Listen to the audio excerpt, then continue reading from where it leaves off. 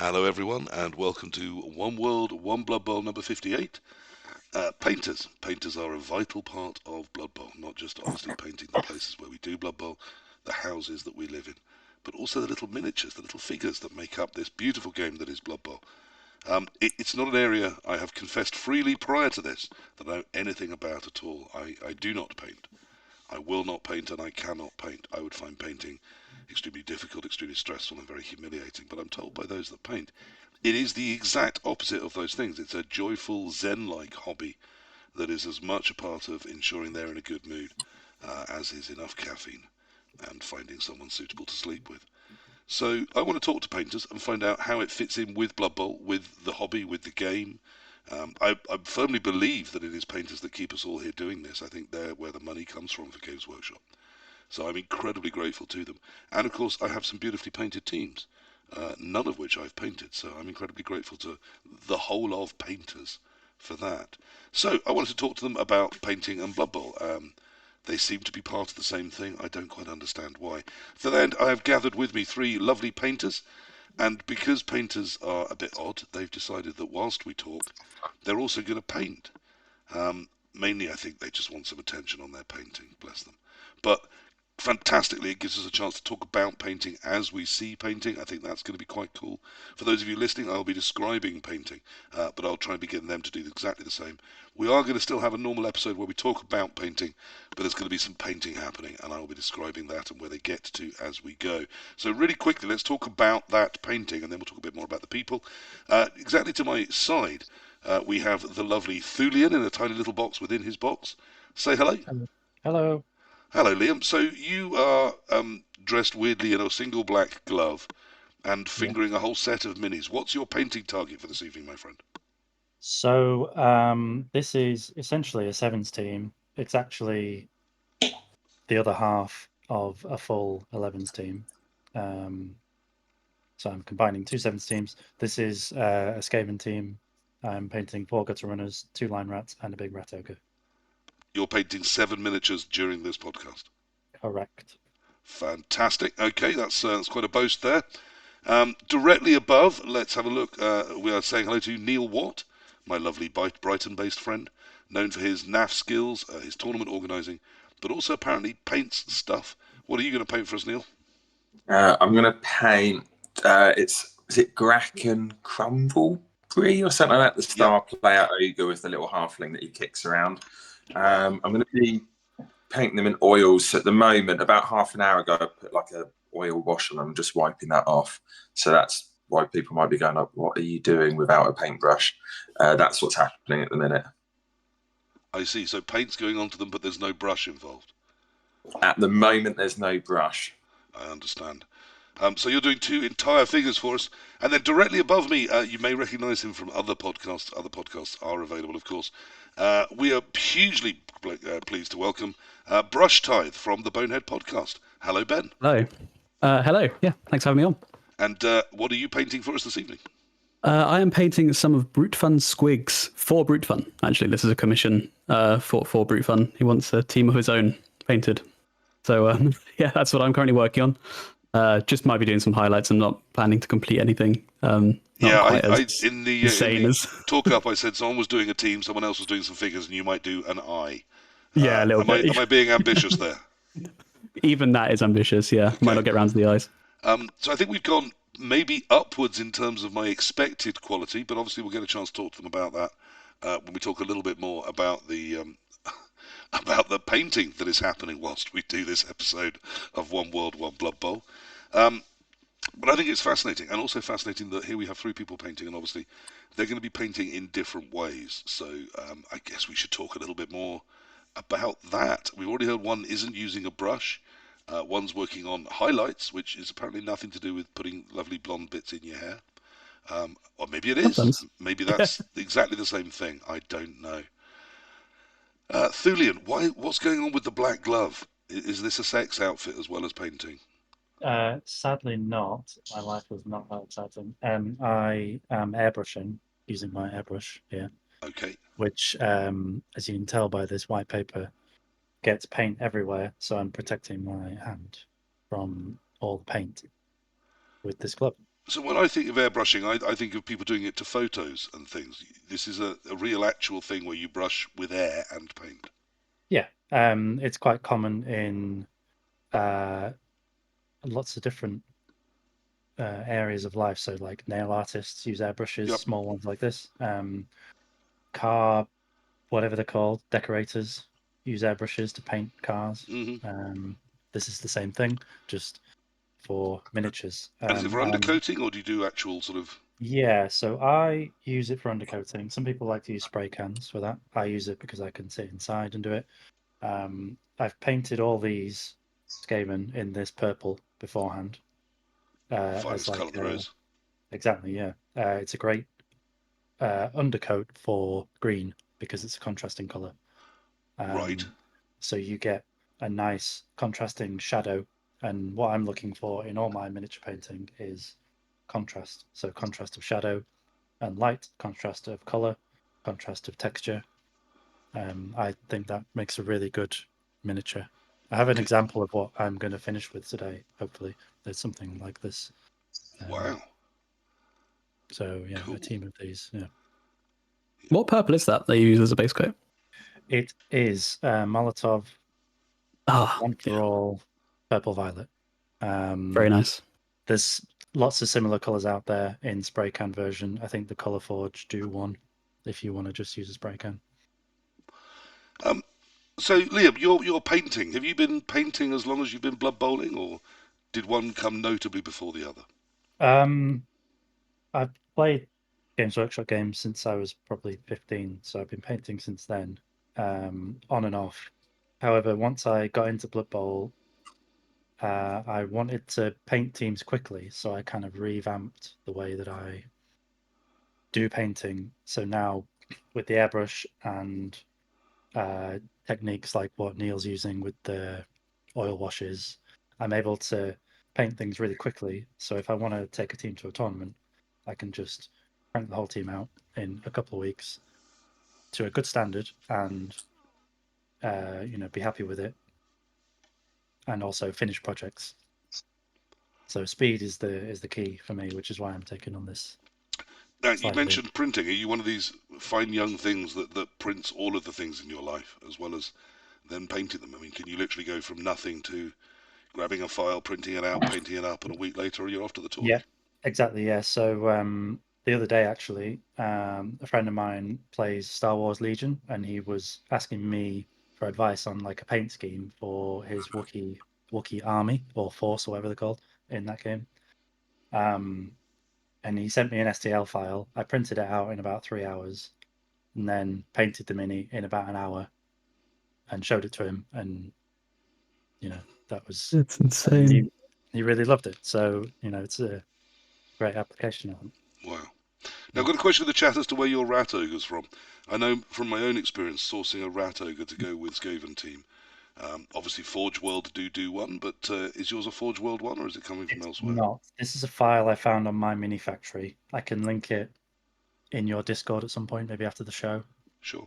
It's one that I picked out because it matches this kind of clan pestilence aesthetic that I'm going for. It was very fortunate that I found it. Um, but yeah, there's all sorts of minis out there, and I think this one's a great fit Now, for as I this know team. it's going to crop up on some of the questions I've got from the community. The community's been fantastic in coming out with some questions for you guys because I absolutely confess I am not telling a lie. I'm completely lost here. I know some people wanted to talk about that difference between uh, how is painting a 3D printed team or piece in the modern world? How does it compare to professionally printed, like a Games Workshop printed, or if there are even quality levels above Games Workshop? He said with possible surprise in his voice. Um, what's your favourite type of mini to print to paint, and do printed minis come into that equation? Are they very different? So Liam, let's start with you. You've talked about you are painting a printed one right now, and then let's Yep. see bring the others in on it too.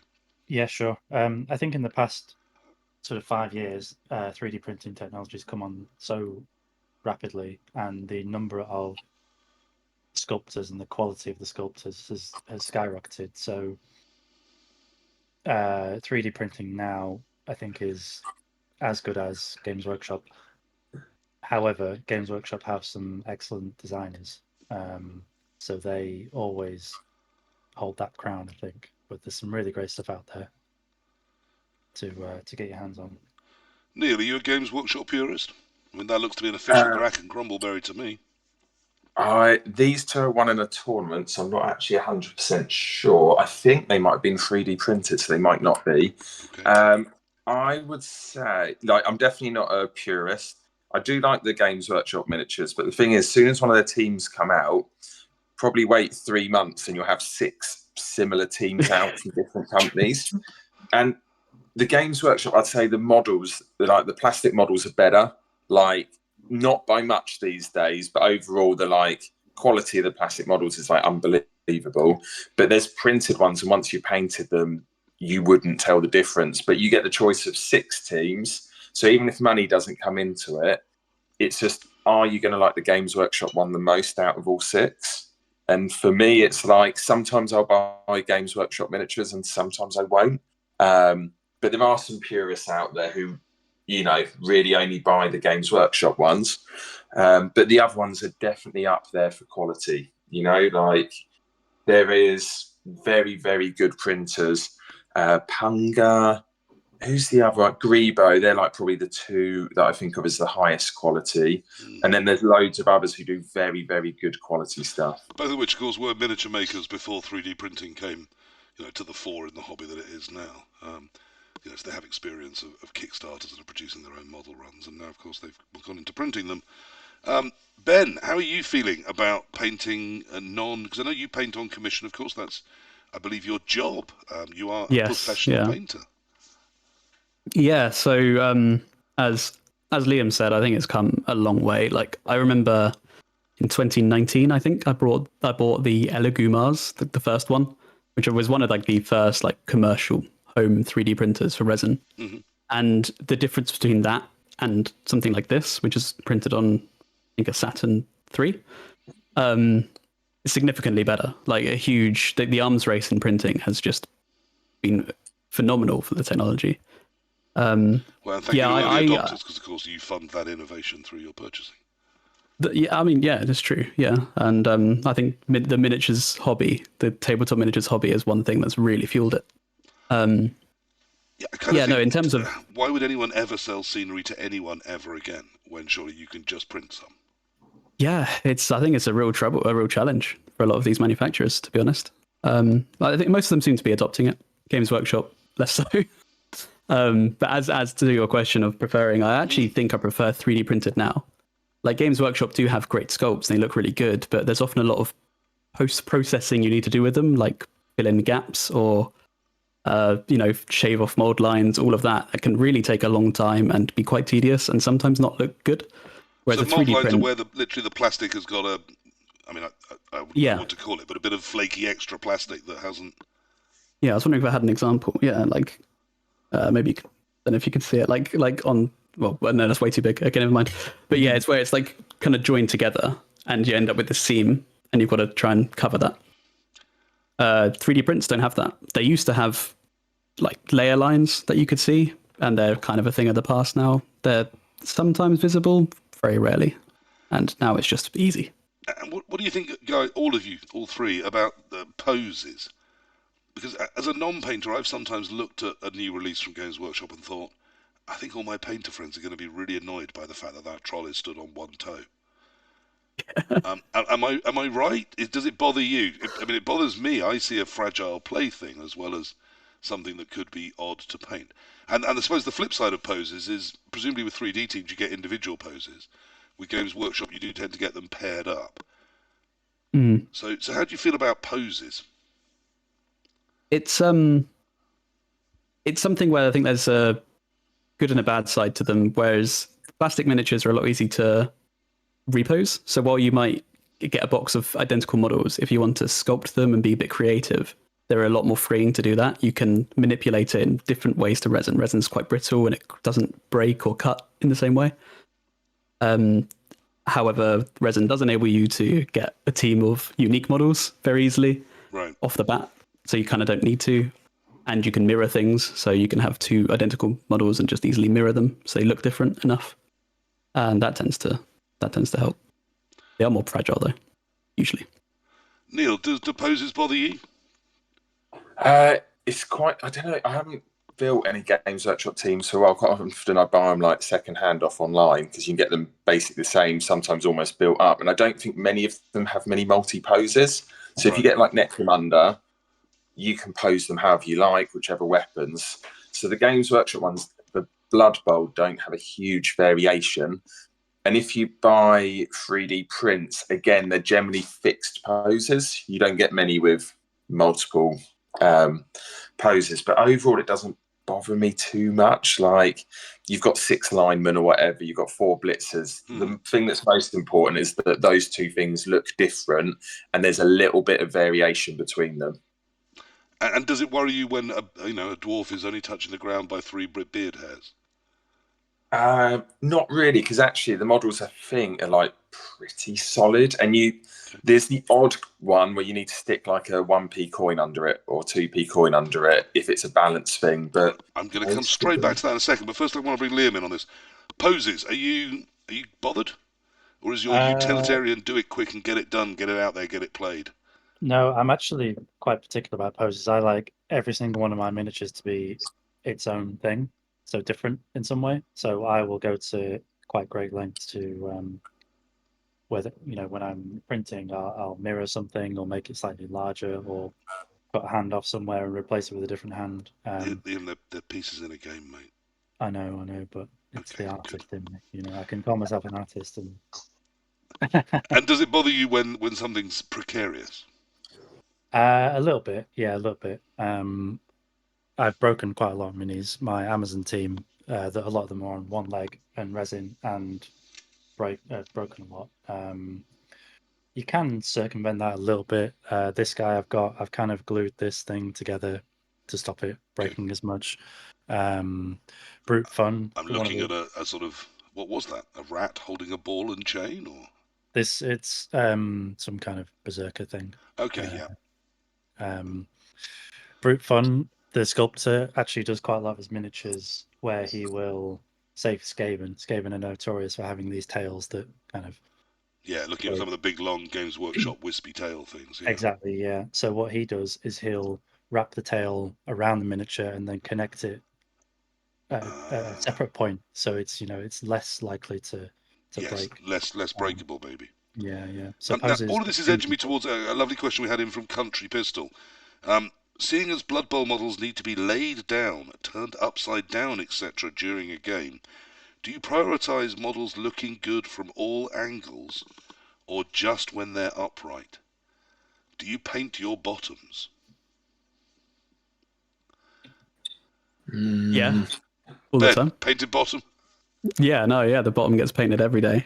Yeah, it's yeah, definitely. Like, that they're going to be laid down, they're going to be seen from all angles. Right. It's got to be covered, and that is something I genuinely think differently if I'm painting for, say, 40k, where you're never going to lay the models down. Often underneath cloaks doesn't need to be touched much, or sure. It's you can ignore some aspects, especially from the very, very shadows and recesses from underneath.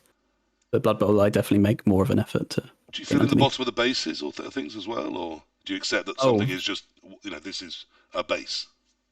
What, so like the slaughter bases? Yeah. I only really usually have a magnet.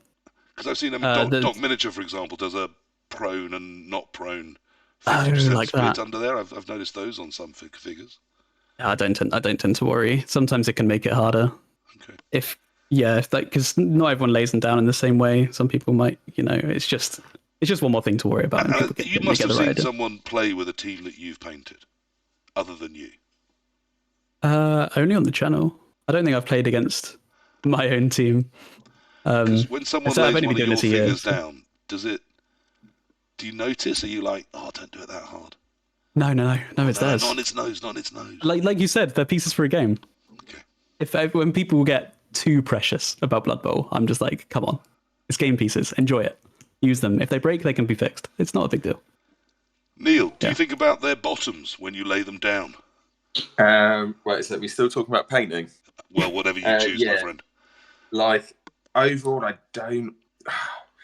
don't worry too much. Like, and it depends on the style of painting. If you go like heavy metal style, which is I don't know, mainly you'd say is like how the boxes are painted by Games Workshop.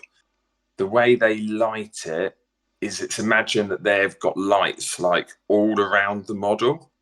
And so in theory, you could paint the whole thing to the sort of same quality, but actually what they're doing there, they're probably just painting the main part. So generally, like they'll just paint the front almost, and the back will barely be painted for the picture. Mm-hmm. But overall, what you do, or this is what I do personally, is like focus on bits that people are going to look at. So it's like the faces, sort of like the key bits of armor, for example. And then the other bits you're going to paint, but maybe not in such the same level of detail. But then you've got other styles. So what I'm going to try and do on this one is I'm actually like, and I do this with most of my models, I imagine there's like one strong light force coming up from above and down.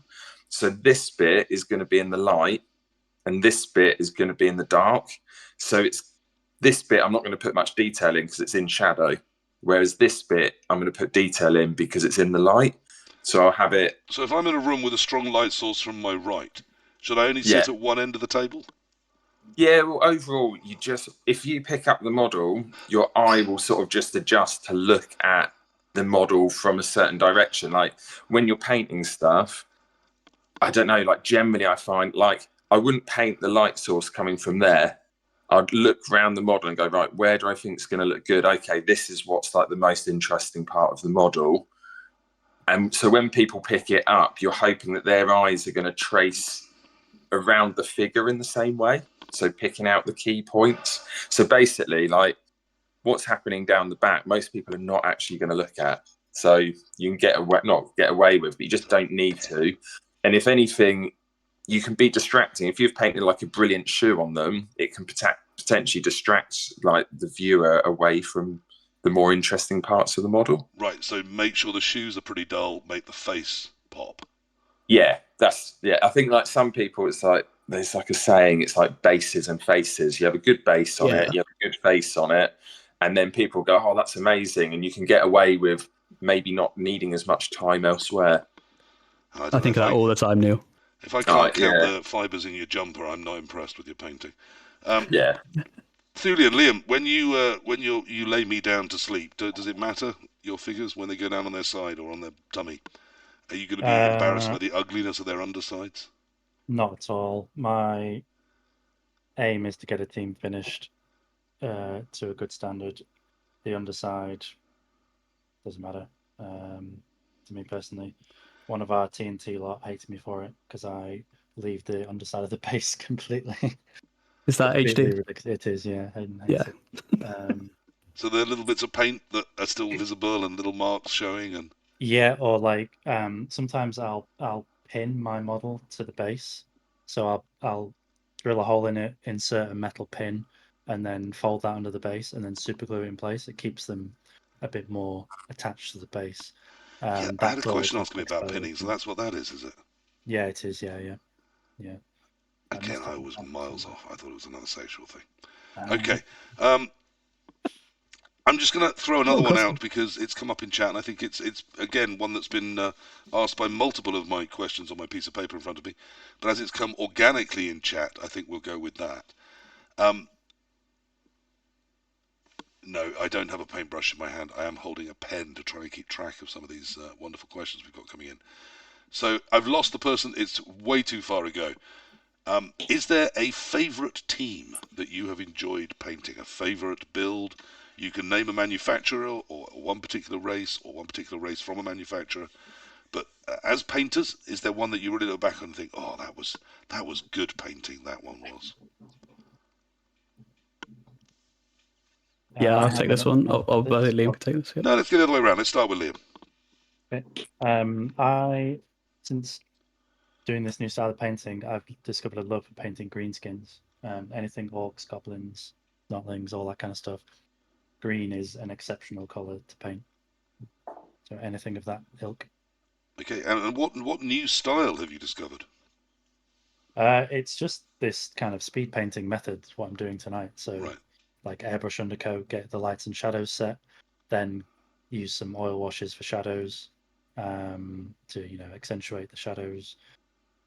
then go back in with regular acrylics like these ones, and do some highlighting. Okay. And very quick painting. So it's undercoating, base colouring, inking, and then highlighting over the top. Yeah, exactly. Yeah. Okay, that sounds interesting, and we're going to see it done and hear about it being done as it's being done. Neil, have you got a favourite team to do, one that sticks in your head? The Greenskins again is up there. The favourite team I painted was the Black Orc team from the box set. They just paint really, really nicely, and this was quite a while ago, so it's probably when I was sort of just getting back into painting. And yeah, basically it was just, I don't know, they were relatively easy. They just came out really, really well. It didn't sort of take too much to get them to look good. They were sort of fun to paint. They were just, they were like an absolutely brilliant team to paint. And I sort of just painted them in like a classic style, I guess you'd say. Sort of like how the box art almost does them. So what makes it brilliant for you? What gets your blood flowing as a painter? I think it can be a range of things. So it could be like you're trying out something new. So like at the moment, I'm going back to oils again. So basically, you've got like oil paints are like a different way of painting, give or take. And so I've spent about 6 months painting with them a while back, like maybe like last year at some point. Could have been a bit before that. Then I've gone back to acrylics. Then I'm going back to oils to sort of learn a bit more with them. So yeah, sort of like trying out a technique, like learning new things with it, and then swap back to something else. So like generally with me, it's a bit of variation. Okay. Yeah, and trying to learn new things. So certain projects I'll be trying to learn something new. So at the moment, it's sort of like over the next like 3 months after I finish my current team, I'm aiming to sort of go back and learn more with oils. So that's sort of just a focus. I'm going to do like, I've got like a So you like a bit of spice, you like to change things, like a lot of variety. Yeah, you do one basically. thing for a bit and then go back to the other way of painting, just making sure that all of your skills all over are constantly getting topped up and you're trying all sorts of fun new things. Yeah, and sometimes I'd You've have been like in one a relationship pause quite a long time, haven't you, Neil? Yeah, that's it. Yeah. Sometimes I'm in like a pause where I'll be like, okay, I've sort of learnt loads of new things. Then it's almost like you apply them. So you'll take another team or two and just use bits and pieces, and then sort of just paint without having to think about it. So I'm going to go from the sublime to the ridiculous. We've just been hearing some lovely words from Neil, though at the moment the proof is scant. We have occasional glimpses of Grack and Crumbleberry, but I look forward to seeing how they progress. They're now in at least 2 colours. Liam has his bright greeny yellow airbrushy thing going on. Meanwhile, Brushtithe is showing us a quite extraordinarily painted purple, yellow, gold and red squig, which is eye-catchingly, bewilderingly lovely. But I'm going to come around and ask the same question. Obviously, it's that squig for right now. I'm sure, like me, you always love the one that you love at that moment more than any other. But is there a team that sticks in your head or something you loved painting within Blood Bowl? Yeah, it's one I did recently, actually. It was the Punga Witch Hunter team that they released fairly recently. They released it as like a human/nobility/secret team.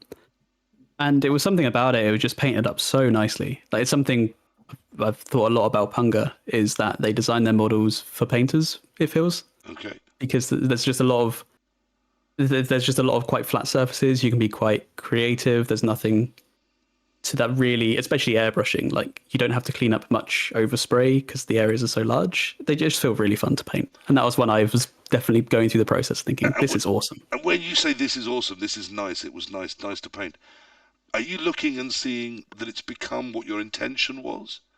Or that you can see how the paint is going in and working it?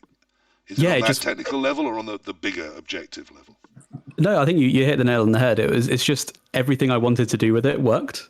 Like, I'm thinking, okay, if I highlight like this, it will look like this, and it did. And I just thought, this is awesome. I wasn't really fighting against it. Some models you can add paint on and you can highlight certain things. You're just thinking, oh, that doesn't look quite right. That looks a bit chunky. It looks a little bit rough.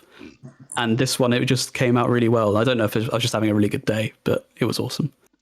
Yeah. In terms overall, of those big flat surfaces, do you manage to get some detail in on them as well? You say I like painting a big flat surface. I mean, I like painting when I'm doing painting around the house. I like big flat surfaces because I can get a roller out. and just it all gets done nice and quick, and I move on to other bits. Yeah, Is no, a that's big flat kind of surface the why. same, or is it? Yeah, because like thulean, I do a lot of airbrushing, and you can end up with these really bold highlights when you've got this flat surface, because you can go really dark shadow and then really bright highlight. And then with these, also gave me an opportunity to use a lot of transfers, like water slide decals. Okay. And I could stick those all over it, and it just made it look really cool. So I really like that one. Is there obviously the opposite? What was the biggest pain in the arse? What was the worst team you've ever either had to paint or decided you were still going to carry on and just get bloody painted? And then you thought, well, thank God I've never got to do that again. So we'll reverse the order. We'll stay with you, Brushtithe Ben. Yeah, that one was probably the Weir Games Dark Elves, and I want to say it's Weir Games. If it's not, I'm very sorry, Weir Games. I've thrown you in there. I don't care about quality of research. Let's just have some controversy. That one was painful, and it was for a commission, which kind of made it okay because there was a paycheck at the end of it. But it was one I definitely would have given up if I was doing it on my own. It was just the detail was so intensely everywhere. It was everywhere. Like on the complete inverse of Punga, I couldn't really do anything. It felt like every time I added detail, it didn't look right. Every time I tried to add in my own shadow, it didn't look right. It was just really frustrating, and I had to redo a bunch of it. And yeah, I lost my mind doing that one. And is it, as you said, is it lots of little details that tend to frustrate you, or is it just a model that lacks detail that you're going to have to invent things on? Which of those is harder? I think it's usually like a mess of details. So it's hard to describe. I think I love Grebo models, but they tend to follow that trend of it is just a lot going on, like almost too much going on that you can't quite discern what it is. If you scaled the model up to 4 times the size, they would look so good. But I feel like when it comes down to like this scale of model, sometimes they can just be a bit much, and it's unnecessary. Okay. Your least favourite team, Neil, that you've painted or had painting experience of? What ground your gears? For some reason, I'm not really sure why, it was an ogre team I painted quite a while back. I converted them myself out of some old Games Workshop miniatures. I think the main reason I hated it was it might have been like painting skin. Like painting skin at the time I found really tricky. And I don't know, whatever it was just an absolute chore to get through them.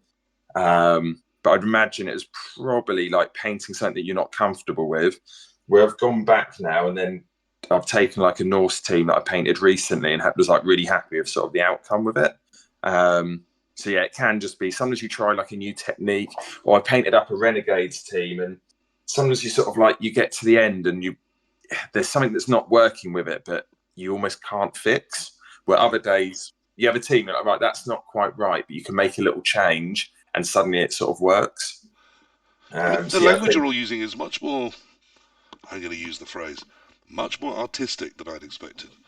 I mean, that's as I would feel about a play, that it's got to the point where, am I still in control of what this wants to be anymore, or is it trying to be something else? And can I wrestle it into the direction I want it to go? Surely you just put some colours on and it is what you intended, isn't that? So there's different things you can do. I think I saw one of the questions coming up in your chats and stuff, and it was like talking about like how do you pick color schemes and stuff, and there's like a million ways to do it.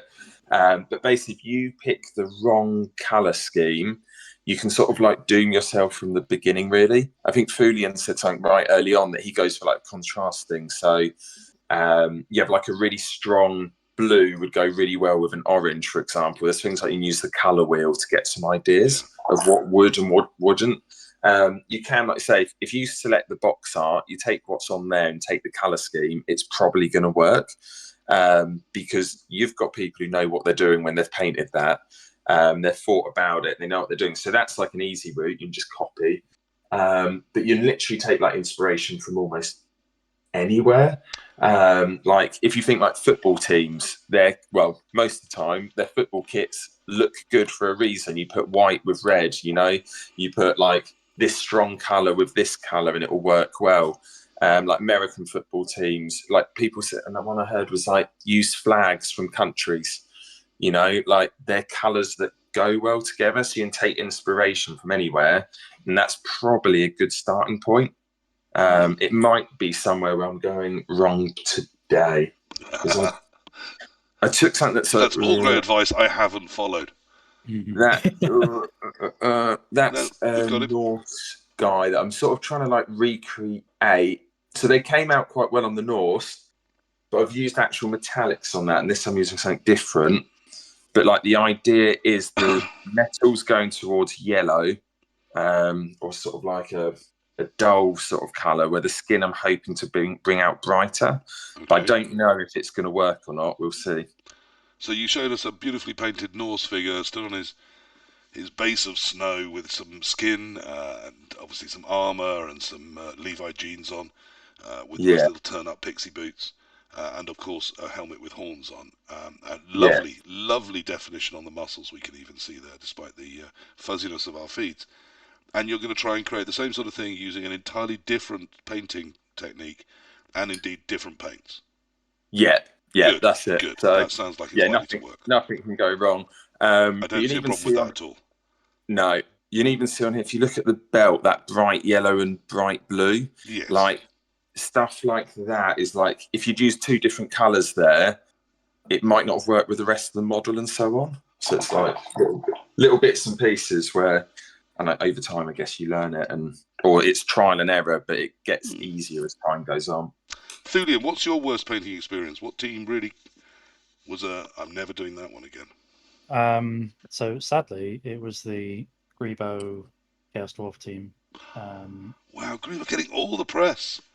I know, yeah. So the sculpts are nice, but I backed the Kickstarter, and it was when they were transitioning from cast miniatures to 3D printed miniatures. Right. And their first kind of run of 3D printed miniatures were really terrible. Like, I'm not trying to be super harsh on them, but they were having teething problems for sure, and like the quality of the prints was not very good.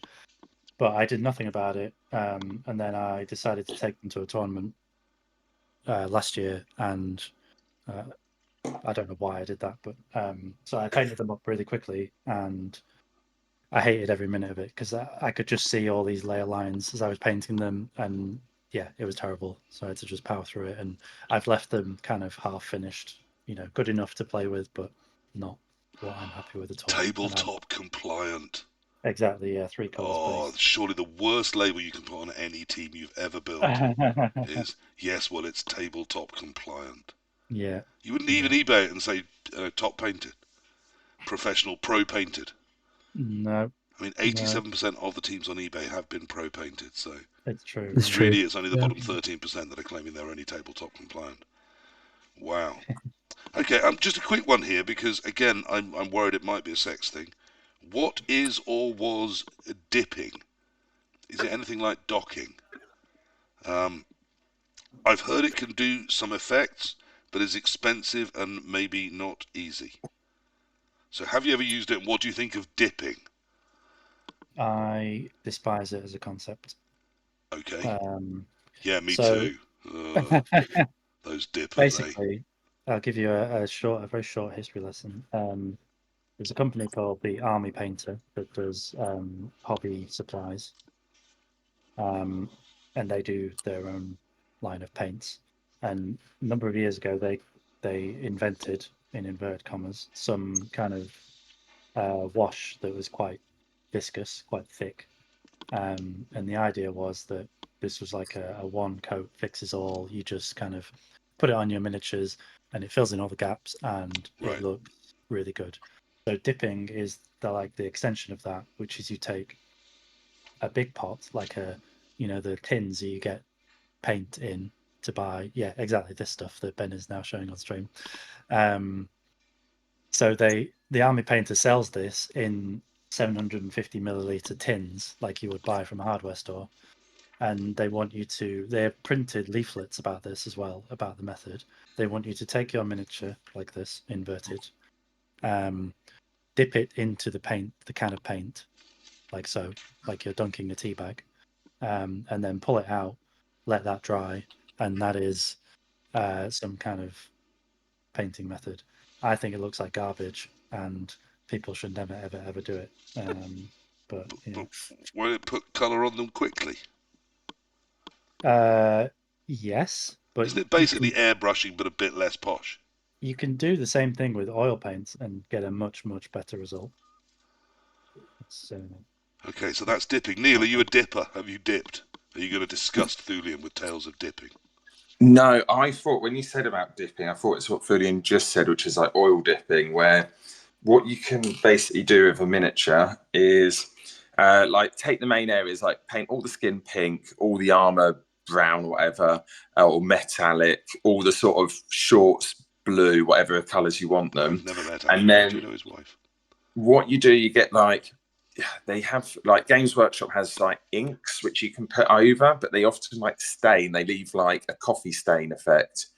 So what you do, you water down an oil paint. Well, I say water it down. You put thinners with it, and then you literally coat it on, blob it over the whole thing, leave it for 30 minutes to an hour, and then you like wipe off all the sort of liquid, and it sort of pulls into the gaps. And I'd say that method, the oil wash method, is a bit like something that's called slap chop. It's like super quick, gets a really good look. But for me, I prefer it to the slap chop effect. Okay, so we've covered dipping, we've covered ink dipping. I do want to hear about slap chop, so let's go to let's bother Brushtithe as he completes that awesome looking figure of his. Tell me about slap chop, and are you a dipper? Have you dipped? I've done slap chop. I haven't partaken in dipping before. No, not something I've done. I kind of share Thulean sentiment with it. I think it never looks So we're good. all revolted by dipping. I'm revolted is people, you strong. dippers, stop it. People can paint how they want to paint, and I think for a lot of people, especially if you're doing like a board game or something, it can actually be all right. Like if you're painting up loads of stuff. Let's say you bought a board game, it's got 150 minis, and it's what you've got lying around, because at the time it was also really quite cheap. I don't even know if you can buy it anymore in the tin. I'm not sure. But yeah, it's pretty quick, and you don't need tools like an airbrush, or you don't need to buy more paints. It kind of does the job, one and done. So I don't hate it, So but I never do it. slap chop, because that seems to get some press. Yeah, that was. I think it was branded as like a new way of painting, but I think it had been around for a while in the traditional painting scenes, and even in miniatures and stuff. And that is where you would dry brush, which is they're just throwing out words now, but that's where you essentially get a dry brush, and you slap the dry brush all over your model, and it highlights it. So you use like a bright color over a dark color, and then you would get a transparent paint, like a contrast paint or an ink, and you'd kind of color it in over that. And because you've got an undercoat which has the shadows and the highlights already done, that transparent paint just sort of gives it the color. Right. And it's pretty good. It's pretty good. It's very cool. And this is all about, instead of just done it. having a colour on a thing, it's having some texture, shadows, highlights, bits that are catching the eye and the light more, as they would, when you looked at something in the real world. Yeah, That's exactly. what all these techniques are trying to do. Yeah, it's a good way. It's very fast. It's very effective, and it's a pretty easy way to get a very interesting looking model. But yeah, as someone's just said, Mystic Pangolin said in the chat, that for bigger projects, things like dipping might be okay. I can live with dipping here. There's going to be a drop off in quality, but there's going to be an uptake in speed. But for just the 12, 13 figures you want for a Blood Bowl team, perhaps something that's going to give a higher quality finish is the way to go, is it? Yeah. You're usually quite attached to your team. They get a lot of use often, so it's nice to spend a bit more time. Now, Liam is still airbrushing away down in the corner there. Are you a stranger to an airbrush, or is that something you use when you're beginning as well?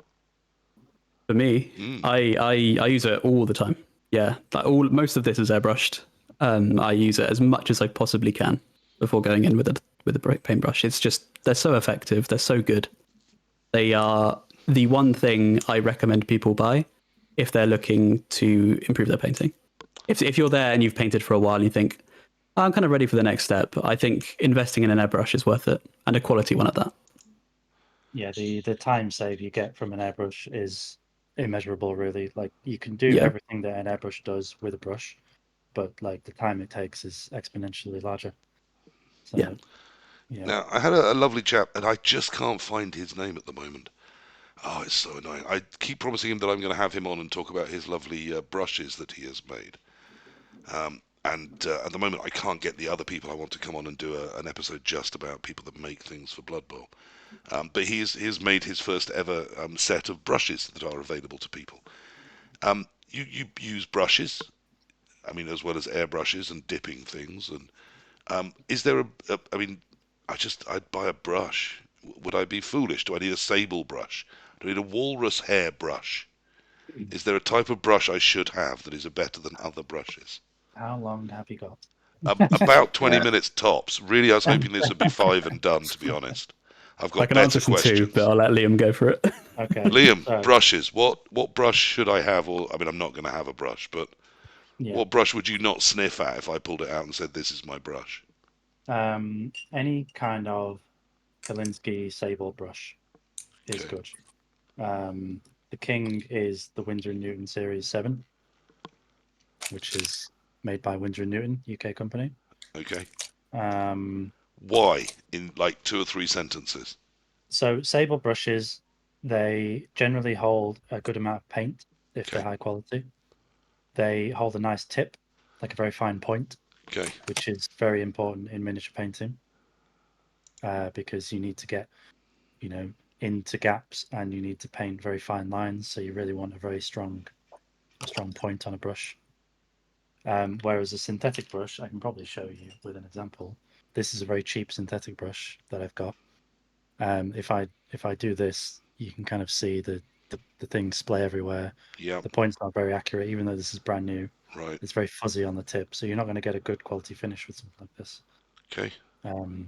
So a Kalinsky sable brush, there's many brands out there.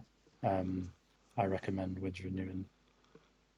And getting a cheap piece of plastic brush, I've wasted my life. I shouldn't be painting at all then.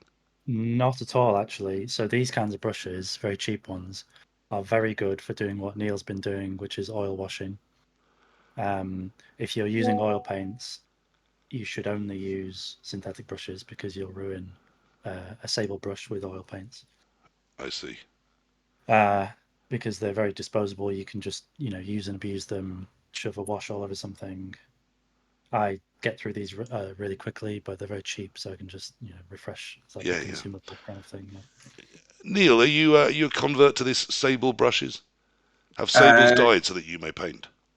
Yes, basically, overall, I think when you first start, you can get away. There was I did this painting thing of the guy who does painting locally, like a painting sort of course, and he suggested these paint brushes here, and literally you could get 12 of these, and it was something like 12 quid. And as a backbone brush, they were amazing quality for it. So let's say again, you're just putting the base coat on. You could pick up one of these, boom, boom, boom, paint it. They worked really well. But then what I'd do is I'd then go to one of my good quality brushes, and you're probably spending I don't know, 10 to 20 quid on a sable brush. And so I have 4 of those, which I really look after. So you only want to use them on particular, for most of my painting, I'll probably use those. But if I'm doing dry brushing, that absolutely knackers brushes, I wouldn't use it for that. So you'll have a set of brushes, which you have for crap brushes, and then with certain jobs, and then you'll have your good brushes for your main bits of painting. So all brushes are good in their own ways. Actually, no, there are some which are utter shite, and you'd buy them and throw them straight away, and they're going to send you backwards. But overall, it's having the right brush for the right job. But yes, in the long term, I think if you get into painting, you've painted a couple of teams, you're enjoying it, you want to paint more. That's when I'd go, right, buy a couple of sable brushes at the right, a larger one and a smaller one, and then you'll your painting would be better. It'll be more enjoyable. Wait. You can't just get away with a larger one and a smaller one on my show. I mean, you're holding something that is really very small. How large can a brush? I mean, you're not talking wide enough to paint a door with here. No, that's a size 9, and I'd say that is bigger than you're going to generally want to use. Like if you're doing a base coat, you might get away with a size 7, which isn't much smaller than that. Okay. The two main brushes I probably paint with, a lot of people will paint with bigger brushes than this. That's one of the things. Do when you people get start snobby about how painting. small their brushes are? Presumably, Yeah, the well, smaller the better. It's actually, you want to paint with the biggest brush you can get away with. So people who are like really good, like definitely people who are way better than me, will paint with a bigger brush than I'd do the same stuff. Hang on. So, I'm going to check with an expert. Brushtithe, is this true? Surely your best brush has like one hair. No, Neil's bang on. Neil, I tend to paint with as big as it can go. I'm kind of like with Liam, and I share the same sentiment with all of them, really, where it's like I use 3 brushes pretty much, only ever. These 3. I use a really cheap synthetic like Liam. I use this brush, which is a sable hair, as big as I can get it, like Neil. So this is usually as big as I'll comfortably use for detail work like I'm doing now. Well, so even stuff like almost all of it. eyeballs and stuff, you use something that big.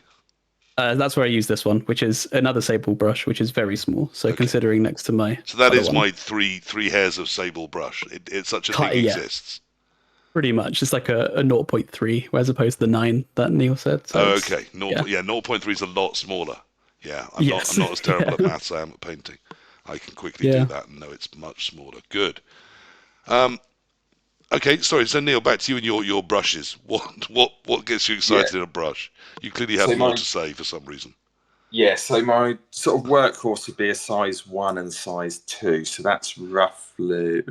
That's good. That's roughly that size. Okay. That one's a flat-headed one, which is for other jobs. This is all great for people listening. So we've gone from a size 9, which I describe as about as thick as a chunky piece of spaghetti or carbonara, down to the 0.3, which is literally a sort of 4 or 5 eyelashes lashed together and turned into a brush. And what Neil is showing us, his workhorse, is, I would suggest, as wide as an O in standard typeface of a Bible. There we are. There's some images to grasp with as you listen on your cycle to work. And watch out for that lorry. It means you harm. Sorry, Neil. And there is, Thulean said that oil paints in theory like ruin sable brushes, but I have heard some oil painters say that they don't. But I haven't taken the plunge and chucked my like 15, 20 quid brush yet into oil. But I say they have a lot of money if that's what But over this so I'm finishing off a project with acrylics at the moment, and then when I go back into oils, I'm going to take one of my brushes that's an old sort of like sable hair one, and I'm going to use that and see how it goes and see how it does sort of deal with it. I mean, I presume we're all nerd enough to understand without saying that care and upkeep of your brushes and your stuff is vital here. That at the end of every session, presumably you wash it off. And yeah, that is huge. Like when I first started painting, this was as a kid, and then when I got back into painting, I used to absolutely ruin brushes. And so there's loads of like YouTube videos on how to 10 ways to look after your brush, and they might have some like very minor conflicting information, but overall, learn how to look after your brushes, and they will last like a really long time. They'll last like years. Well, someone like Ben's probably getting through it a lot quicker because he's painting a lot more.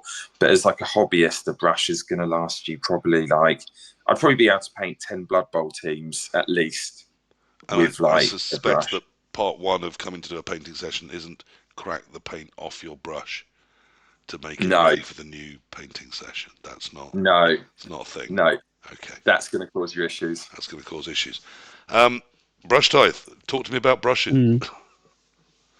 Yes, I mean, to answer Neil's question, I paint all day, every day, about at least 8 hours a day, and these brushes will last me 6+ months with good care. So they really go a long way, and they cost under 10 quid. They're not quite Winsor & Newton, they're Rosemary & Co., but they're all quite similar. It just depends on what is your niche. But yeah, I tend to just buy them in bulk, and I bought I think 10 of them ages ago, and I've only gone through 3. So that was about 2 years ago. Yes. Has Brushtithe just basically said it's M&S, not Waitrose? Yeah. Okay. Good. Yeah, exactly. Yeah. Good. Actually, I'd say it's probably more Waitrose than M&S. Yeah, okay. So we're still talking upper end. Do you think it's worth it putting the money on a really good brush if you paint? Yeah, I think so. If you look after it, it will last you a long time, and you'll have a significantly better time with a good quality brush than a poor quality one. Now, these are a couple of questions that I originally thought people were just taking the piss, but the more I've thought about it, the more I've thought, no, I really want to ask these questions. So the first one is really, really specific, and then the second one I'm going to open it up a lot more. So I should ask about Musu black paint. This person has heard it can do cool effects, but it's very expensive and not easy to work with. So does anyone understand what I mean? Because I don't. By No. Musu, Mosou, black paint. I did see this question. The only thing I could think, I've not heard that particular name, but I have heard of a black paint that is.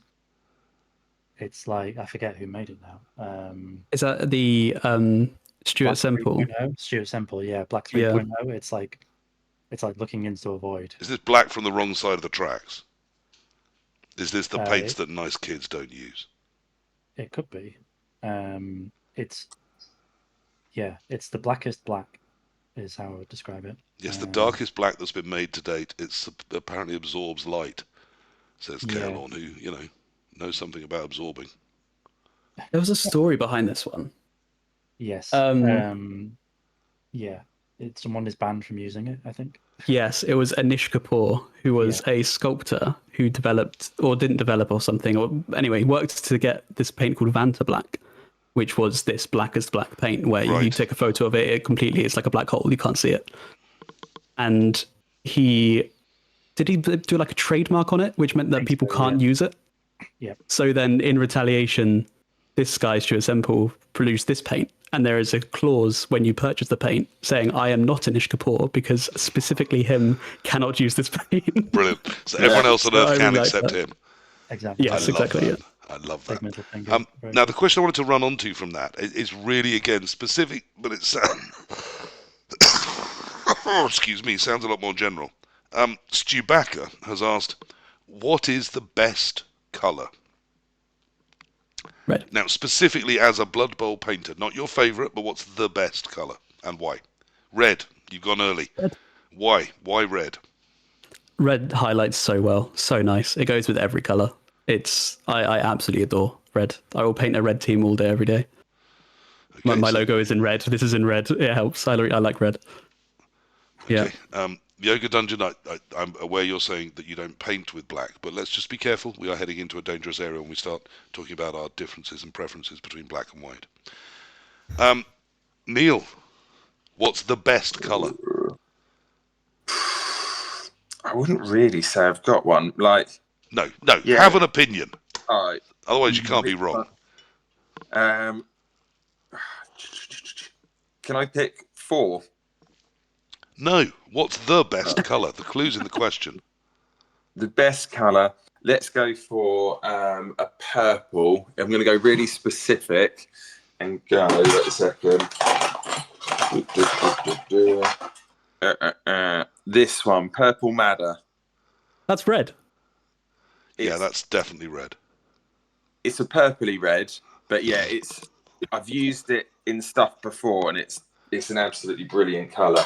I mean, the right answer is obviously purple, but it's kind of an imperial purple. Very much the shade that I tend to use in all of my iconography. Liam, so that's the right answer. What's your answer? What's the best colour? It is green gold, which to fans of Games Workshop is Plague Bearer Flesh. It's an extremely versatile colour. It doesn't actually look like this. It looks like this. So it's kind of like a yellowy green. Okay. So swamp shit green. Exactly, yeah. Yeah, it's an exceptional undertone for many things. A lot of classical painters use it for painting skin tones. So like they will underpaint. That unhealthy syphilitic Middle Ages look. Exactly, yeah. They'll underpaint with this colour and then build up flesh tones on top of it because it's got a very kind of natural skin tone in it, obviously. And that just happens to be the one you're using tonight? I am using it, but very small amounts. Okay. Yeah. So there we are. That's the best colours. It's either red or purple that looked very red, or goblin gold green skin thing. Fantastic. What an answer that is. And what's your favourite colour to paint? And is it the same one? And if not, why? I'll go. I think it's a very similar, but probably a green, like a goblin green. Like I have a scrapper sawhead here who is green. Yeah, that kind of classic goblin green. It's very nice. Cool. Neil, what's your favourite colour? Favorite colour. Red generally comes out really well. You can if you do red right, it generally comes out the best. So yeah, I'll go for red on that one. And Brushtithe. Yeah, pretty similar. Red, but also yellow. That's like doing this in terms of favorite to paint. It actually probably is yellow. Favorite looking is red, but painting this because it was revealed to me a long time ago that you can undercoat yellow with pink and then highlight it with yellow. Yeah. Similar to what Thulean's doing with the green, where you get the contrasting colours. They work really well as shadows. So if you That's how did I did that this piece yellow. twice, once undercoated in pink and once undercoated in, say, green, and then painted them the same on top, I would be able to tell the difference? Yeah. Yeah. The dark brown shadows here wouldn't look quite as dark. It would look kind of washed out, I think, with green. So it seems to be an enormous amount of both focus and time and effort is put here, not onto necessarily what you're painting it to look like, but into what the highlights and the recesses are going to be like that ping those colours out. Is that true? Is that where the effort seems to go? Yeah, I think so. Yeah. Yeah, I think you can change up, I think, whatever goes on it. Like you can change up the undercoat, you can change up the highlight, and it's just, I think you just sort of learn what works from doing it. It's really hard to know. Like I said, this pink undercoat to yellow is something which I tried after seeing it recommended and it worked. And I've tried other things that follow the same kind of pattern and it didn't work. And so sometimes it's just a matter of trying it and see if it works. See, some of these people are writing things in chat that I recognise all the words. Duncan Road's two thin coats have a yellow triad that actually covers in one coat. So you heard it here first. There's a sort of a bit of a joke in painting scenes. There's a guy, like a Games Workshop staff member who did videos, right? And his thing was always do two good thin coats. So rather than like put on one big like bleh of thick paint, you do like two thin coats, and that's better, and it covers better and looks better than one thick coat. So it's become a bit of like a meme type. I mean, that's certainly also true on bedroom walls, so I can believe that. Yeah. We can find agreement there. Yeah, but that's basically, and within reason, it's true. But you could go, well, you get a really good quality paint, and then you can do it in one, or just the right thickness, and you can do it in one. But yeah, generally, Duncan Rhodes has his own paint line now, doesn't he? He kickstarted a paints. I think that's what they're referring to, the two thin coat. Right, cashing in on his notoriety and living it large on the Blood Bowl millions. So many have fallen down that path. I swear some people write questions to me solely because they want me to read them out in a tone that sounds suggestive. So, are you suckers and nibblers? I'm sorry. Oh, brush. Okay. I assume they're talking about brush licking, yeah. I'm thinking that's probably where they're going, but, feel free to share anything else you wish. You made up new slurs. It was all, yeah. Neil, let's start with you, because we haven't done so far, being up there in the diagonal corner from me. Do you lick? Do you nibble? So, with oils, you 100% don't. There's, like, the stuff generally not, no. But some of them have like heavy metals in, which are not going to be good for you in large quantities. Yeah, once you're over 13, you've got no business with heavy metal. But like overall, though, and like you don't need to. Like they sort of the point like sharpens on them anyway when you're painting with them, and they don't dry out in the same way as with acrylics. So with those, you just don't need to, and you don't want to. With acrylics, though, it can be like, when you get like water in the brush, you dip the paintbrush in the brush, and it absorbs loads of water. And either you've got to sort of like draw it out on like a piece of cloth, but you can like put it in your mouth to get the point. And I'll definitely do that on occasions. Like depends what I'm painting. But yeah, definitely a little bit of a sucker and a little nibble at points if necessary. Do you go in with your mouth to get it done, Liam? I do, yeah. I can't help myself, I'm afraid.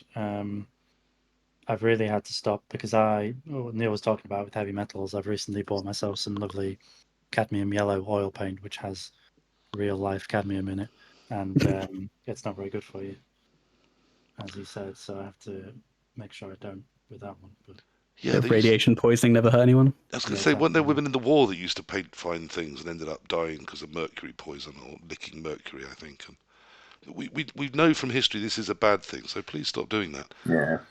Ben, are you a licker, a nibbler, a Yeah, sucker? I'm a self-proclaimed brush licker. I've done it at least 20 times on this episode so far. I've noticed. Yeah, it's not so much a habit. It is just genuinely useful. Brings the brush to the tip.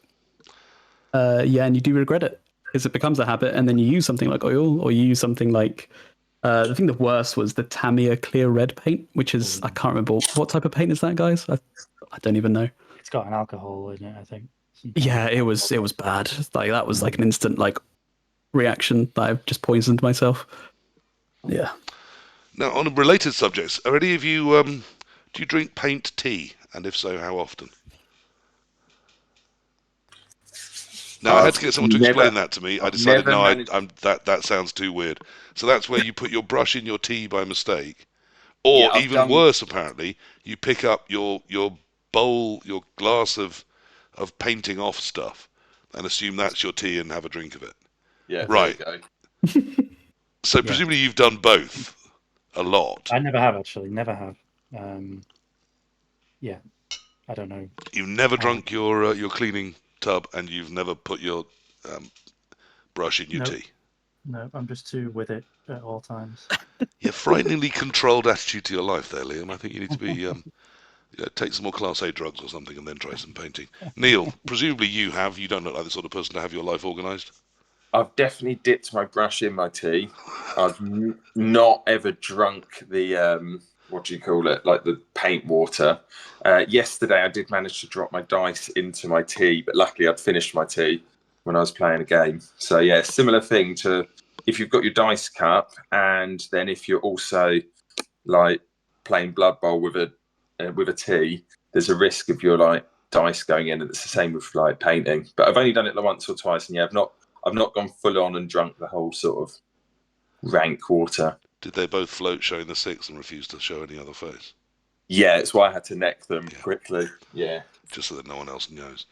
Brushtithe, how's your oral health?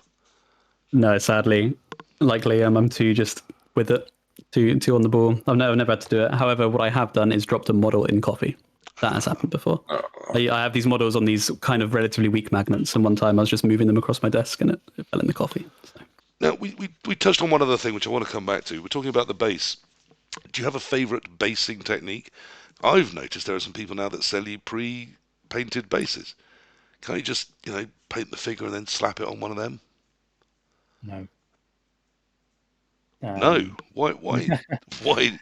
I mean, I'm asking, expecting that answer. Obviously, why no, Liam? Why no? So I have quite a strong opinion on this.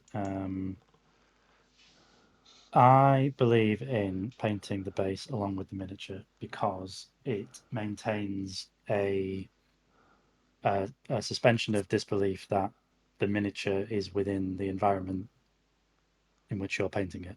So I have an example of this Ripper here. This is all the base is painted at the same time as the miniature. But it's just some grass with a white line on it. I can buy grass with a white line on it. It is, but it's all painted, so it's painted in the same style as the miniature. It's not a synthetic thing that is kind of interrupting the train of thought in your mind of, oh, this is, a fantasy piece in an environment. It's Okay, so to you, there's a continuity in the same person that painted the piece is painting the base. The same thoughts are going into it. Yeah, and it looks part of a scene rather than a miniature on top of a base. Right. Yeah. Neil, do you concur, or can you just slap a base on something and it's done, mate? So I'm quite happy to spend time on my bases and make stuff a little bit different. These are some of the first models I painted without having them on the base. So I was just trying it out as a new thing of like doing the base separate just to see how it goes. Because I think most people do it with the base attached. Some people do it the other, and I was just like, I'll try it out the other way. But the same sort of thing that it brings it into the same world if you paint the base at the same time. And also, like, I've made basically my own basing mix. So you just put a load of old junk together, like sand, old tea leaves that are dried out, coffee grounds, bits of cork. Like, you can just like any small bits and pieces, and like literally that's like a really simple way to base loads of miniatures. So, and it's just sort of fun. Like, Or, I mean, call me crazy here, or don't do any of that and just buy some pre-made ones that look like they're on a football field and throw them on. Yeah, you could do. Like, I've had 3D printed ones, but I just quite enjoy building and doing stuff with the bases. But like, I've had 3D printed ones, and then you paint them at the same time.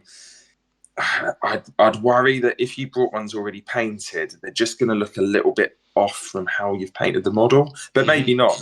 They could work. There's no reason that they're definitely not going to work. I mean, but I just feel like look off from how I'd painted the model, as I definitely wouldn't have painted the model. Yeah, or if you had, then maybe they'd be like the best part, and everyone go, "Oh, the bases on those are lovely." They absolutely would be. Yeah. I quite like the sound of what's this? Velox has said, "I have ghetto bases that consist of magnetic 2p coins covered with a sand and plastic glue layer, topped with static grass pressed onto it. PVA glue." I mean, those sound super cool. Obviously, the fact that he's named them ghetto bases is both worryingly maybe a bit racist, but also kind of cool sounding. So, you know, it's in that interesting space. What is your favourite basing techniques, as well as should they be bought? Brushtithe, what's your favourite basing technique? I notice you would do paint on the base, don't you? That base is presumably staying there.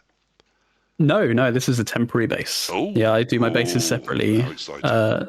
Sometimes it depends on the base. On these ones, they're doing it separately just because the even models with that have a one's large chain footprint. all being on the base, that's coming up. Yeah, I'll take this all. This is only lightly super glued on, so I'll just rip this off and then put it on the new base. But it's sort of a hybrid. So my favorite bases I tend to sculpt with the model on, like Thulean was saying, and try and blend it in. When you've got a model with like a really awkward footprint, like a lot of these do, but like this, it can be really hard to do that. Yeah. So that's why I'm not doing it here. But my favorite kind is anything with a lot of height. So if I add like layers of cork, and you add a lot of height variation, and these models stand tall and stand proud above their bases, and I think it looks really impressive. Like Neil said, the bases and faces make the base look really big and impressive. Isn't that just the same way that people like driving, 4x4s to Sainsbury's, just so they can look down on the other people as they park? It's exactly that. Yeah. So you feel more powerful. Where does it end? We have 8-foot bases with a miniature on the top, and we're all using ladders to play Blood Bowl. That would be the dream, I think. Yeah, I've seen stuff like that.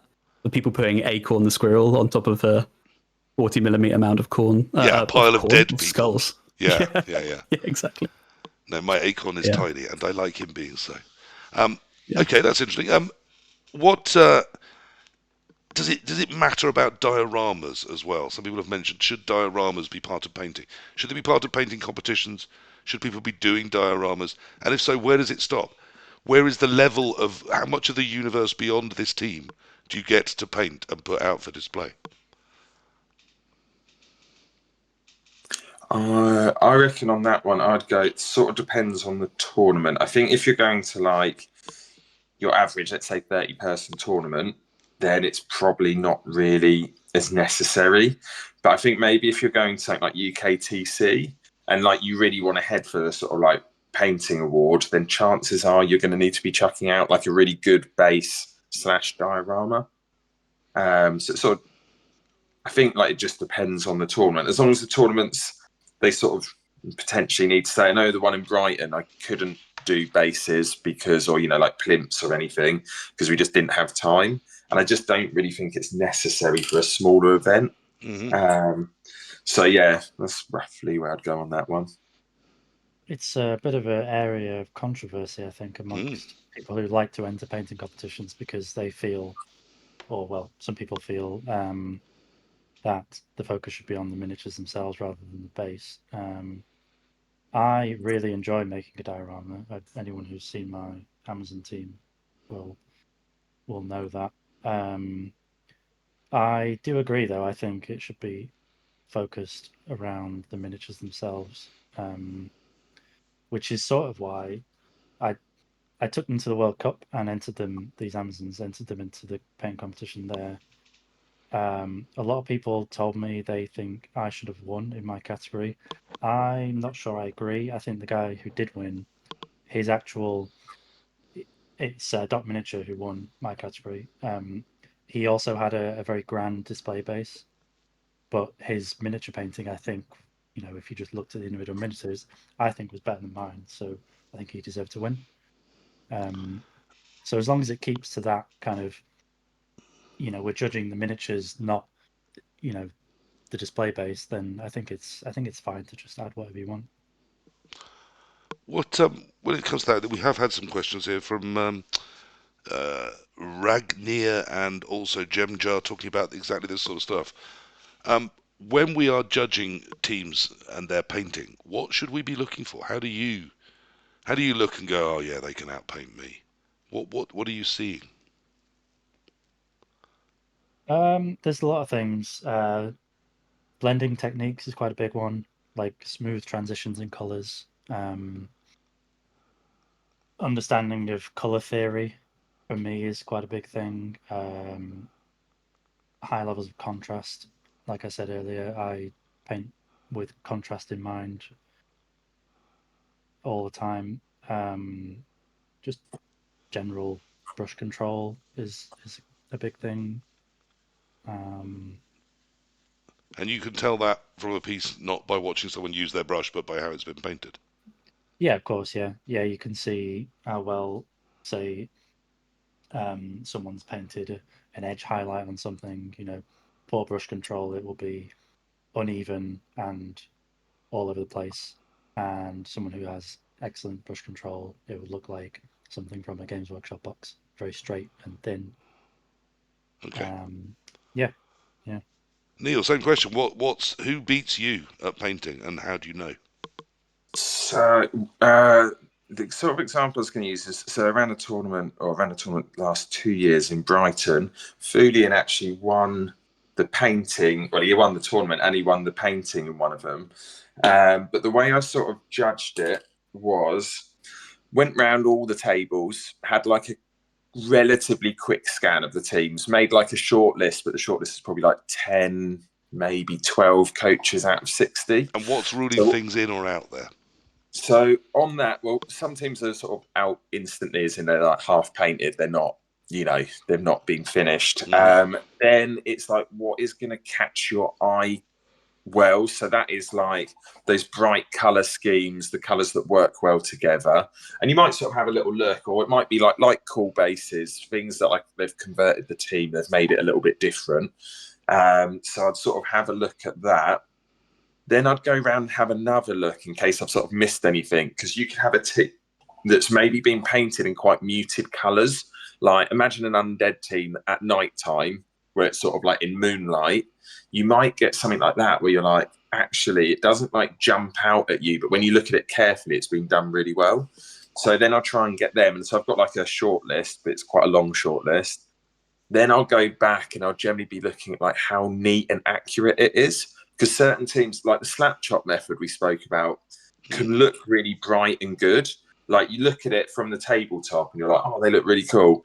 Quite often, though, if you look at it more carefully, like it leaves like big inky patches on bits of the model. There's like the contrast paints are like quite wet and they'll head towards like the gaps, but it won't always work how the light should work on that model or the texture. Okay. So that's where those sort of teams, I guess, would probably get caught out, because then some of the quality's not there. And then it's just going down to the last bit. So like Thulean's one I still remember, it's like this Amazon team, and he'd done them, I think they weren't on a diorama, but basically they're supposed to be like round a fire, so the light source is coming from a fire. So rather than it from being from above, it was like quite an interesting light source, an interesting idea. The guy who won the last one, his team was just very, very, very neatly painted. Like he had a really nice, strong color scheme. And then the thing that I did like, which still sort of like sticks out, so he had like a pump wagon, it was snotlings. So obviously having stunties, that's like, they're quite often more fun anyway, like the models are more fun. But like the wood wasn't painted just brown. You think, okay, what colours are pump wagon? It's brown, it's wood. He'd put sort of like greens and like reds and stuff in there. So something that was a bit interesting and a bit different. And this is like a 60-person event. So obviously like the more people you get, the harder it's going to get to sort of win. Like I think maybe at a 20, 30-person one, if you just had a really neatly painted team with a good colour scheme, you definitely like have a chance of winning. Yeah, I'm always amazed, even at those 24, 30 people events, there's usually 2 or 3 really nicely painted teams. Yeah, that's it. You know, you like to say some teams look good to start with, and they're not badly done at all. But when you look at them closer, some other teams, it's sort of quite clear they're, I don't know, much more care or time or skill was sort of being used in them. Brushtithe, right up at the top end. I mean, as I said, we've said you paint for a living. I presume you're good at what you do. I hope so. I've only ever won one best painted though. What separates the very best from just really quite good? Okay, I might give a bit of a wanky answer to this. If that's all right. No, do. So I think like with it, it's art, right? So I think you get some events where there is a team that is just clearly painted with more skill. It just looks more impressive. But the way I kind of look at art and define art is the evoking an emotional response. So if you're then judging between teams which are painted to similar skills, it's kind of, I'm looking at something which is like, okay, but how did I feel looking at that? Like, I mean, you've got a theatre background, right? It's like determining a good actor between the bad actor. You might say the actor that makes you feel something, that makes you think just like, oh, they really got to me. Like the way they delivered that it could be just the way they delivered it was really impressive, or the way they painted this team was really impressive, or that is now, I'm just like, I'm kind of jealous looking at it. Like, so it's an expectation of the that. extremely high work and quality of technique that's gone in. Beyond that, you're looking for an emotional impact. You're looking for communication. Kind of, yeah. Something that just makes me feel just like, oh, well, that I feel a lot stronger looking at that. And is that a feeling of jealousy, a feeling of just like being impressed? Like, yeah, just wow, that kind of thing. And it's hard to really define, which is why it's so subjective. And different judges can have different, criteria and things like that. And you can never really nail it down. That's my wanky answer. Do any of the three of you have a heroic figure in your past? Someone that taught you to paint? And if so, what was the most important things they taught you? I learned to paint by myself as a kid sort of thing, but this is probably one of the things that's... I mean, there was no one else, was there, Neil? So... No, well, there was my brother, but he wasn't really into painting as such. He probably did a little bit, but like... It was one of those ones when I started repainting, like you've got like the YouTube stuff, which is useful, but just one of the guys locally, he's a commission painter, but our local place where we play sort of Blood Bowl, he does painting sessions once every month, roughly. And to be fair, that's probably been like one of the most useful things that I've done. So literally just having someone there telling you what to do, and you can follow through what they do, and then every so often you'll just come over, have a little look, and be like, you could either ask a question and go, oh, this doesn't look right, what do you reckon? And he might sort of make a suggestion. Do they have big Bob Ross energy and hair? And yeah, like he basically worked in Games Workshop years ago. He's now gone into commission painting. He knows how to teach. Like his painting's very good. He's like, I'll try and give you the link later in case you can put it in your thing. But like he paints well, but he's very good at teaching you little bits and pieces. And it was things like, okay, use a bigger brush. And I was like, okay, this big. And he's like, no, this big. Like gives you like a huge chunky brush. You paint with it and you're like, oh shit, yeah, actually I can paint with that without any problems. And it's a lot better in lots of different ways. Okay. And then I just go back to them. They're only like 20 quid. And then whenever I can, I'll go along to them. So it's just having someone there who, it could be friends even. You could be painting with friends, I think. An encouraging mentor, yeah. Thulean, was there any figure in your world you want to talk up, or any particular lessons you learned? Yeah. So when I first got into the kind of the Games Workshop world, I would hang out at the local GW, and one of the staff members there, named Wade, was an exceptional painter. He actually works within the sort of tighter Warhammer world now. He's no longer a shop staff member. I think he does some kind of media thing for GW. Right. But his painting was always exceptional, and he would just pore over a single Khorne Berserker for hours and hours and hours, making sure the red was, layered and layered and layered and perfect. And I was, completely inspired by him to do my best at painting. I think these days, if I saw anyone painting like that, I would, I don't know, I would be completely not appalled, but more like, my God, what are you doing? Why are you putting yourself through that kind of torture? Just do something quickly and get it done, but still try and look good. Which is where I found. And is that because of the innovations in painting techniques, or just I because of think how so. you've Yeah. matured as a painter? Probably both. Probably both. There's a lot of good information on YouTube of like speed painting techniques.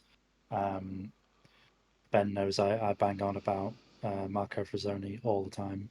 Hello, guys. So he's an Italian painter who focuses on speed painting and all these different techniques to reduce your painting time. He's been a massive source of inspiration for this kind of Okay. new way I've been painting over the last few years. And Brushtithe, any big heroes out there?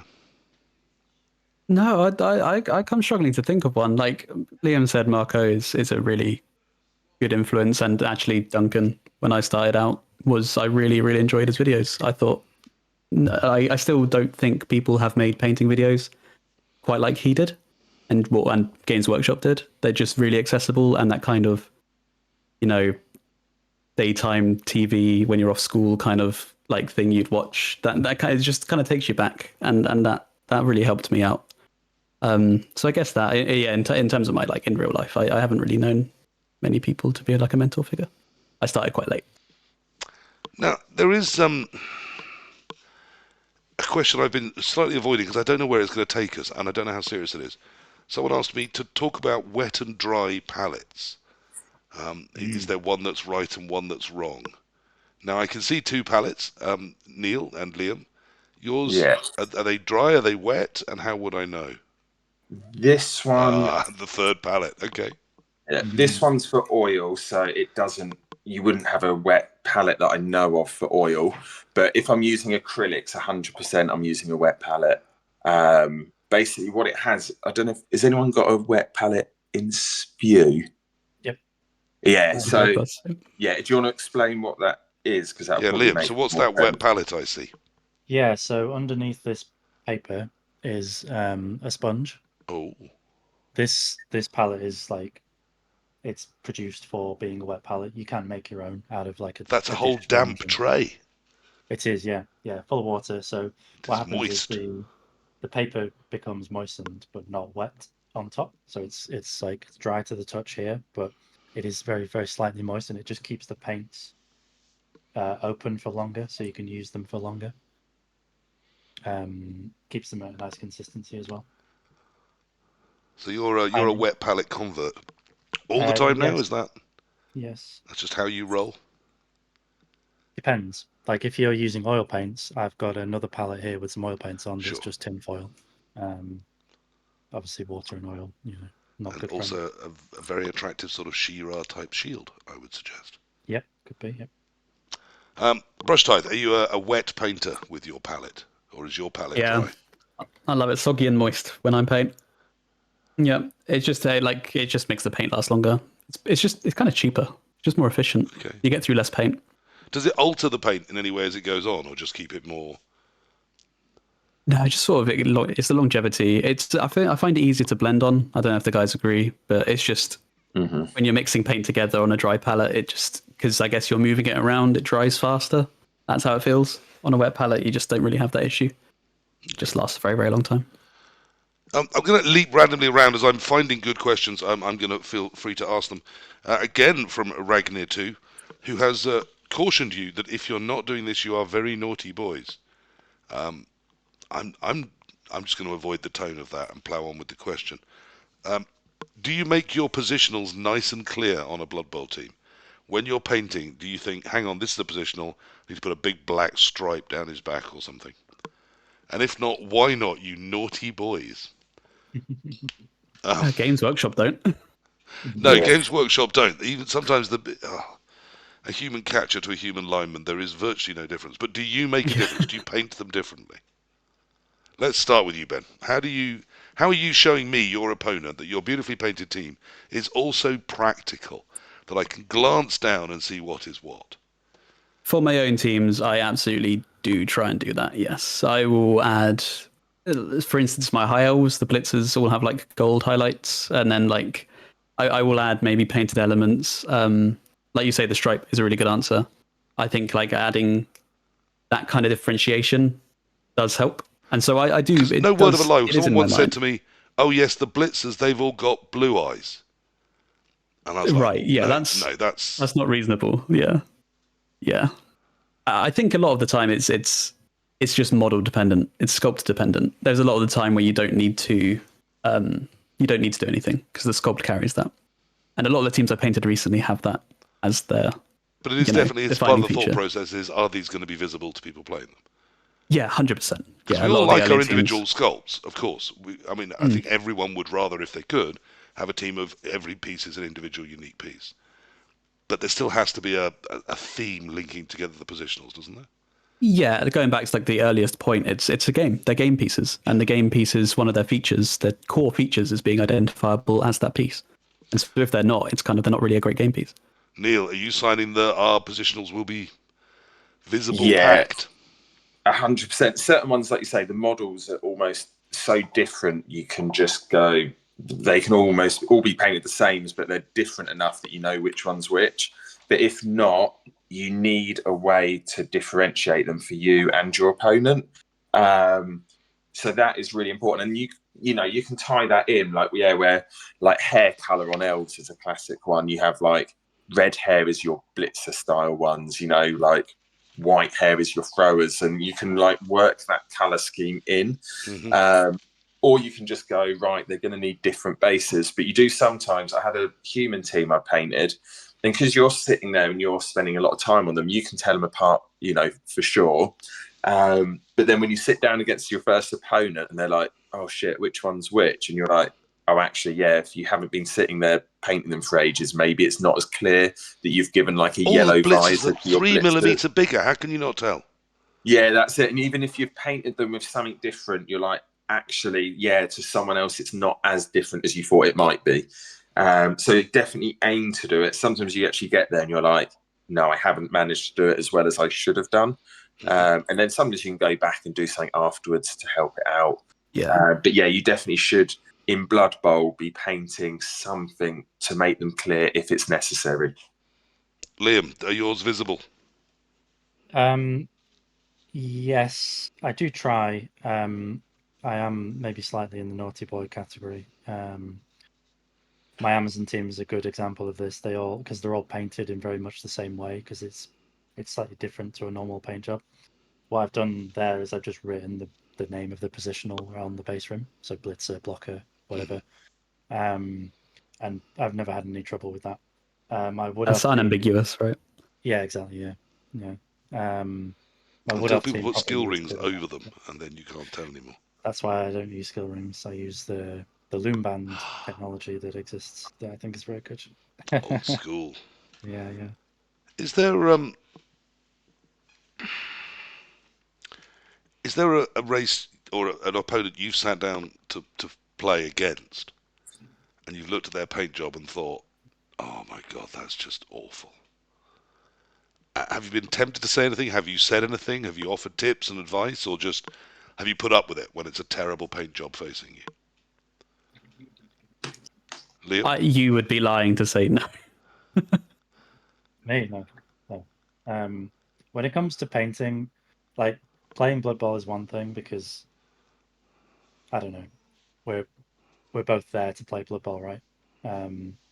Talking about tactics and things, I think, is a bit easier. But when it comes to painting, it's very much more of a personal thing, I think. And criticizing someone to their face for their painting is not. I don't think it's very good.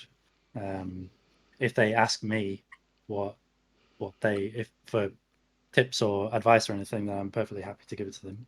If they want criticism, then sure, but definitely not otherwise. Okay, Brushtithe, sounds like you've sat opposite something and thought, no, I'm going to have to say something here.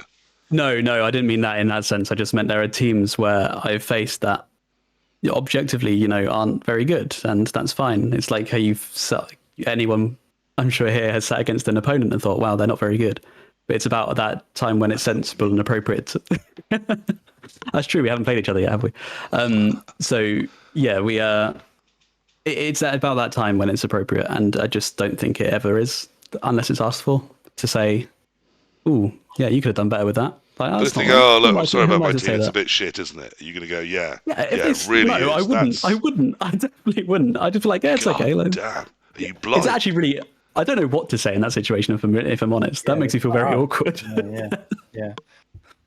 Yeah. If their team is painted not very well and yours is really nice, and they say, "Oh, I really like your painting," it's very hard to know what to say back to them. Like, I say thank you, but Thank you. I don't like yours. It's shit. Is that not? Socially, you'd find that awkward, would you, Liam? Yeah, of course. Yeah. Okay. Who wouldn't? Neil, you wouldn't, would you? You'd be honest. Yeah, no. To be fair, I don't because certain people don't paint. They might have just literally painted to get them painted and on the table, and they're not that fussed. They just wanted to get them up to a tabletop standard. Doesn't matter how good it is or isn't. I find though, like most of the time though, it's like you can have you've got there's certain people you sit next to and you're like, wow, like those teams are like really amazing sort of look to them, and you'll talk to them about that. But I think like most people have painted and enjoy painting to a degree.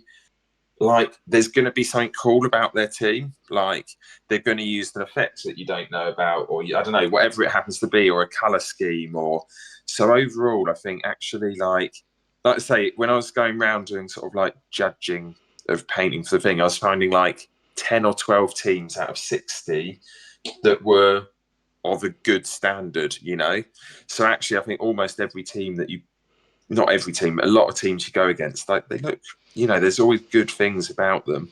And it's like, yeah, I don't know, they might go, I think you generally talk about each other's teams or about your own. They go, oh, how did you do that? Or what effect have you done there? Or why did you pick those colours? I dip mine in green and then dip them to the waist in blue and then just dip the head in pink, I wouldn't care. Like, to me, they're playing pieces. It's a bit like a play on Fumble.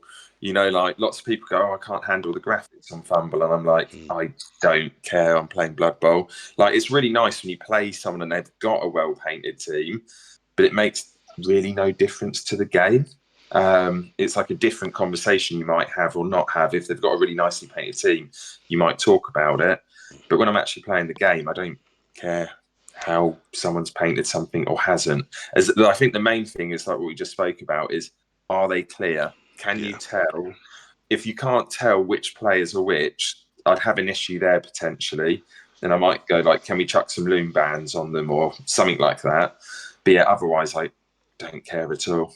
Now, we are an hour and 40 into this, gentlemen, so I'll just remind you have about 20 minutes left, and I'm going to ask what you've achieved painting-wise this evening, and maybe what you think you've achieved just in your lives with all this painting.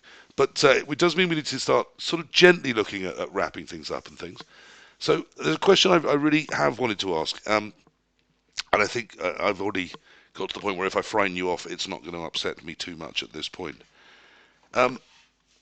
Why paint Blood Bowl? I mean, if you can paint, why not something else? Why Blood Bowl? That's not the one I think will annoy you, by the way. That's just there. I could take this. I love Blood Bowl because of the size of it. I like that you can have a pretty condensed project.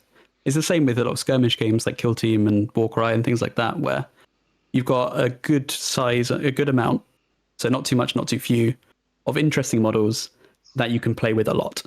Like Blood Bowl, you get a lot of playtime out of, and so you get to see the models you've played with really often. I find I don't play the other games nearly as much as Blood Bowl, and that's kind of testament to the community.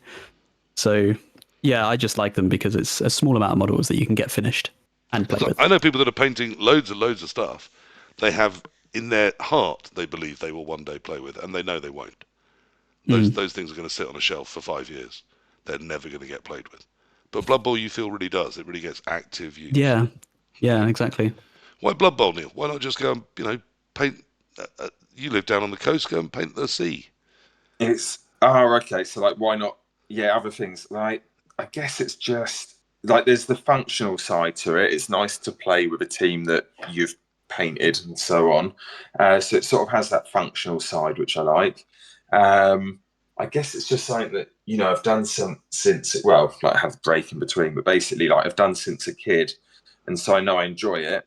But I would say I haven't actually done other art bits, but I've used more general art stuff in probably the last 6 months to try and improve my painting. Right. So I've been looking at, how do you paint a picture of the sea and what things might link in. And I guess in the future, like some of the skills you've learned might lead into other bits and pieces of art. But I think overall it's because it's functional.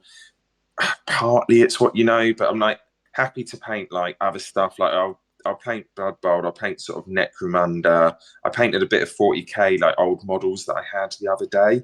But I do paint majority is Blood Bowl, and the other stuff sort of like I'll probably paint 2 or 3 teams and then just want to do something a bit different. Paint something different and then do another maybe couple of teams.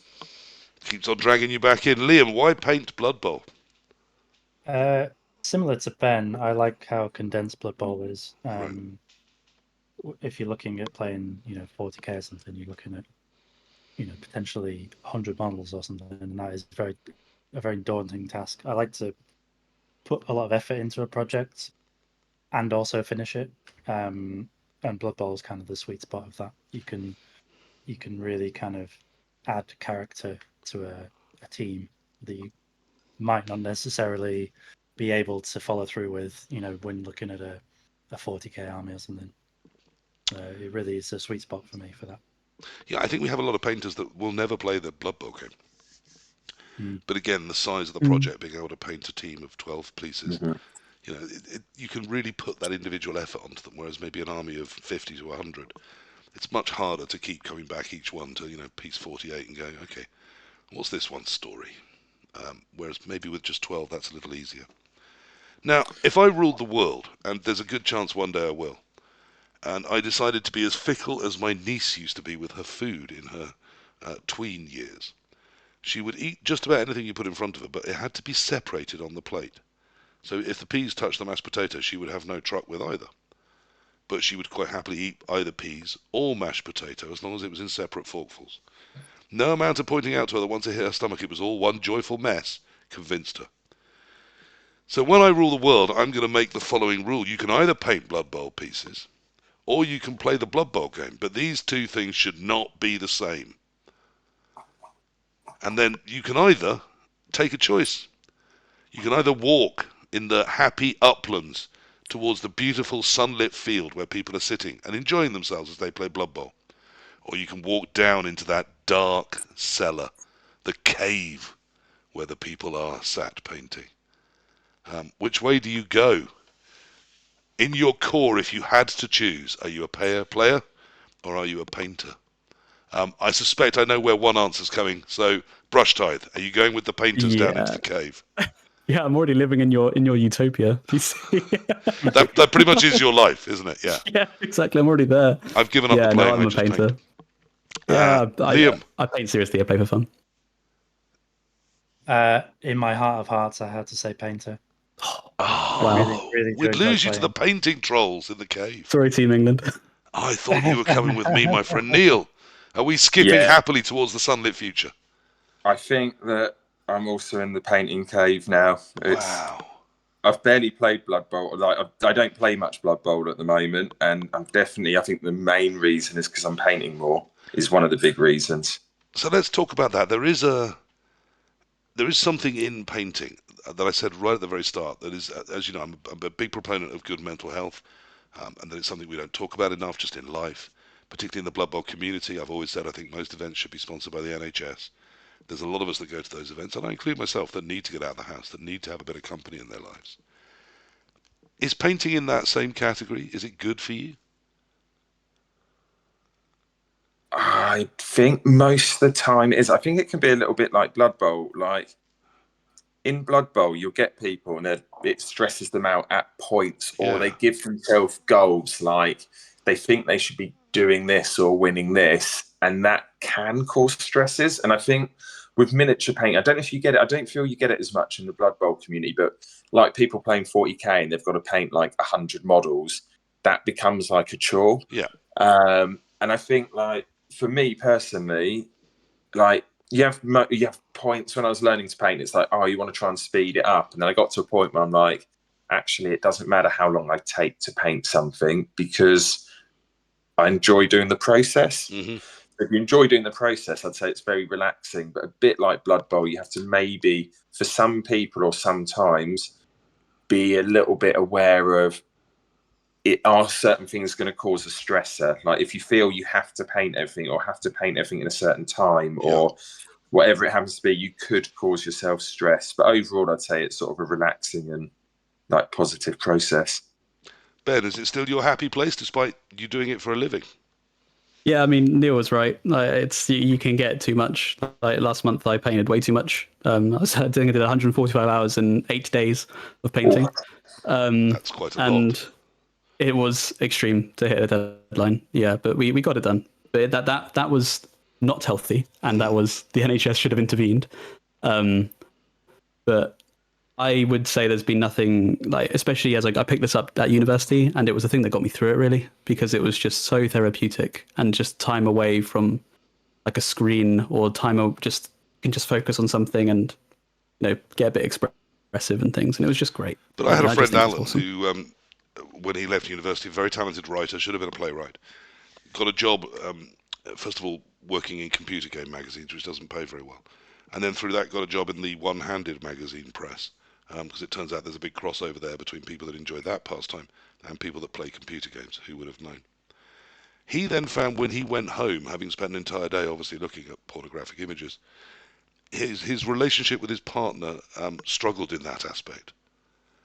After a whole day painting, do you still paint your own stuff? Is it still...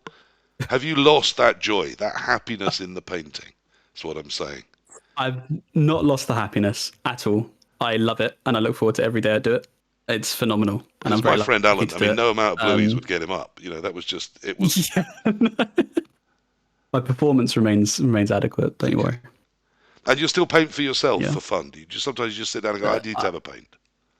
I can't. I want to, but right now I'm behind on orders, and so I can't really have that luxury. I will do stuff for the Bonehead Podcast channel, which I treat as for myself because they're my teams. So I have painted a few of those over the year. So I do still paint Blood Bowl, but I've got a lot of army stuff that I just cannot get around to. Hang on. Have you painted yourself into a corner with all these orders? Yes, I have. Very much so. Yeah, that corner. Thank you very much. I'm here all week. Very, very proud of that joke. I didn't have it pre-prepared. Neil, painting, is it your happy place? You've got a busy life. Yeah, definitely is. I'd say, especially like a bit like with Blood Bowl, I probably do more Blood Bowl in winter, same with painting. And then in summer, I'm sort of like quite busy doing other bits and pieces. So like, it's definitely, I'd say most nights, I probably do 3 nights a week. I probably do at least 2 hours painting for 3 nights a week. And if I have busy weeks where I'm not painting, then I miss it for sure. So yeah, it's a good spot. And Liam, I've seen the glee in your eye as your pimped and primed, extremely carefully honed and crafted roster is too much for your opponent on turn 1, and they realise it before they've rolled a dice. Mm-hmm. Are you telling me painting brings you even more happiness than that? It's really tough. I do love painting. However, it takes a deadline for me to engage a lot of the time. So I do cause myself a fair amount of undue stress by leaving things to the last minute when it comes to painting. So it's not always my happy place, but when something is finished, I do enjoy it. And to address Kalon, I do finish projects. Yeah. Have you ever looked through a list of the standard presentation and description of ADHD, Liam? But Yes, I yeah, certainly. me too. Let's just move on from that conversation, shall we? Let's some things you can just lock in a trunk, drop down a well, and never look at again. And there's no harm in that. Yeah. So we've lost you all to the joys of painting, which I think is fantastic. We talked about slap, chop, and inking, and all those other joyful things. Is there a technique what's the technique that you've struggled to get the most, to grasp, that it took you the longest time to develop or get right? And then, bonus question, was it completely not worth it? A yes is obviously a better answer than no. I spent hours on this and it is worth it. So is there a technique that really pushed you hard? And would you say it was worth it or not worth it? Let's start with Ben on this, because you must have mastered every aspect of Yeah, painting. What was the not toughest true at one? all. Non-metallic metal, tried it, hated it, not worth it. It's just not for me.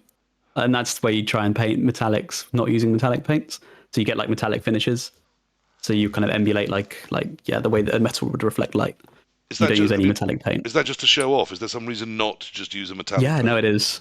It's purely just self-flating, showing off, in my opinion. Great. I don't think it looks that good, in my opinion. Great. So non-metallic paints. Yeah. HD says the same. This is something we should not be wasting our time trying to do. Just buy some metallic paint. That makes sense to me, and I don't know what I'm talking about. Neil, what have you wasted the most of your life getting right, and was it worth it? I'm just going to fight the non-metallic metal corner. Okay. So that's non-metallics. Right. I'm still working on it. But basically, I quite like using non-metallic metals. Like, I always remember when I was like painting when I was young, even then, before I knew non-metallic metal was a thing, I never liked the look of the metallic paint. It didn't look right. It didn't look right in my eye, but I didn't know there was like an alternative to it. So then when it sort of like came out as being a bit of a thing or became more like mainstream, I sort of had a little pop at it and like quite enjoyed the process, and sort of the final results didn't look great, but it was sort of getting there. And it's something I've just kept working on, and I just like it as a look. And it also means when you go back to metallics, you paint metallics better. So I'm quite happy to have spent time on that. And I'll probably do most of my miniatures non-metallic metal. You can do just really fun things with it and enjoy what you can do with it. And does it bother you that the rest of us now all think you just do that to show off?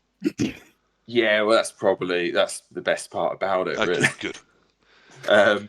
But like technique-wise, I'd say the bit that I really miss out on, it is more that artsy side, like the putting colours. You get some people who, I don't know, like have that sort of, it appears like a natural artist thing of they can just pick some colours and get a really strong look. And I find I don't have that. Or it's something I have to work harder on. Blood Bowl 3 has a nice sort of, you can put 3 colours together and put them into all sorts of patterns. Have you ever thought of fiddling with that? Trying to get one that works there and then? No, I do have little bits, I've loads of sort of things that I've sort of used to try and work stuff out. Do you have mood boards for teams? What's that? Do you have mood boards for teams? Yeah, it'll just be like today, I just sort of did a bit of a blur of colours to try and work out what was going on with sort of things. But yeah, I can try all different bits and pieces. There's certain things I now know. I think I've seen that for sale in Camden for about £8 framed. Oh no, that's way more. That would be at least 200. I'll send it to you, and then you can have it up on your wall.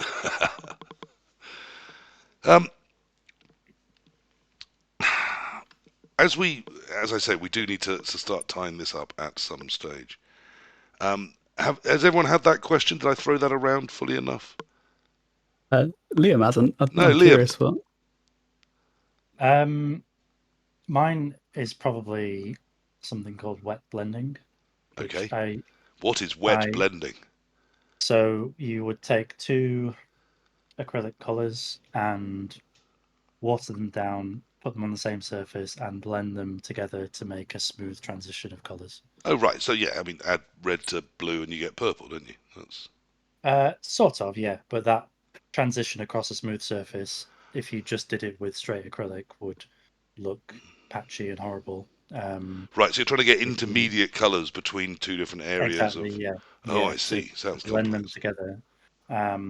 I don't know how to do it, and I've given up trying. So now I just use oil paints instead, and I think it looks pretty good. From what, like, I did this with this nice blue to purple transition. Okay.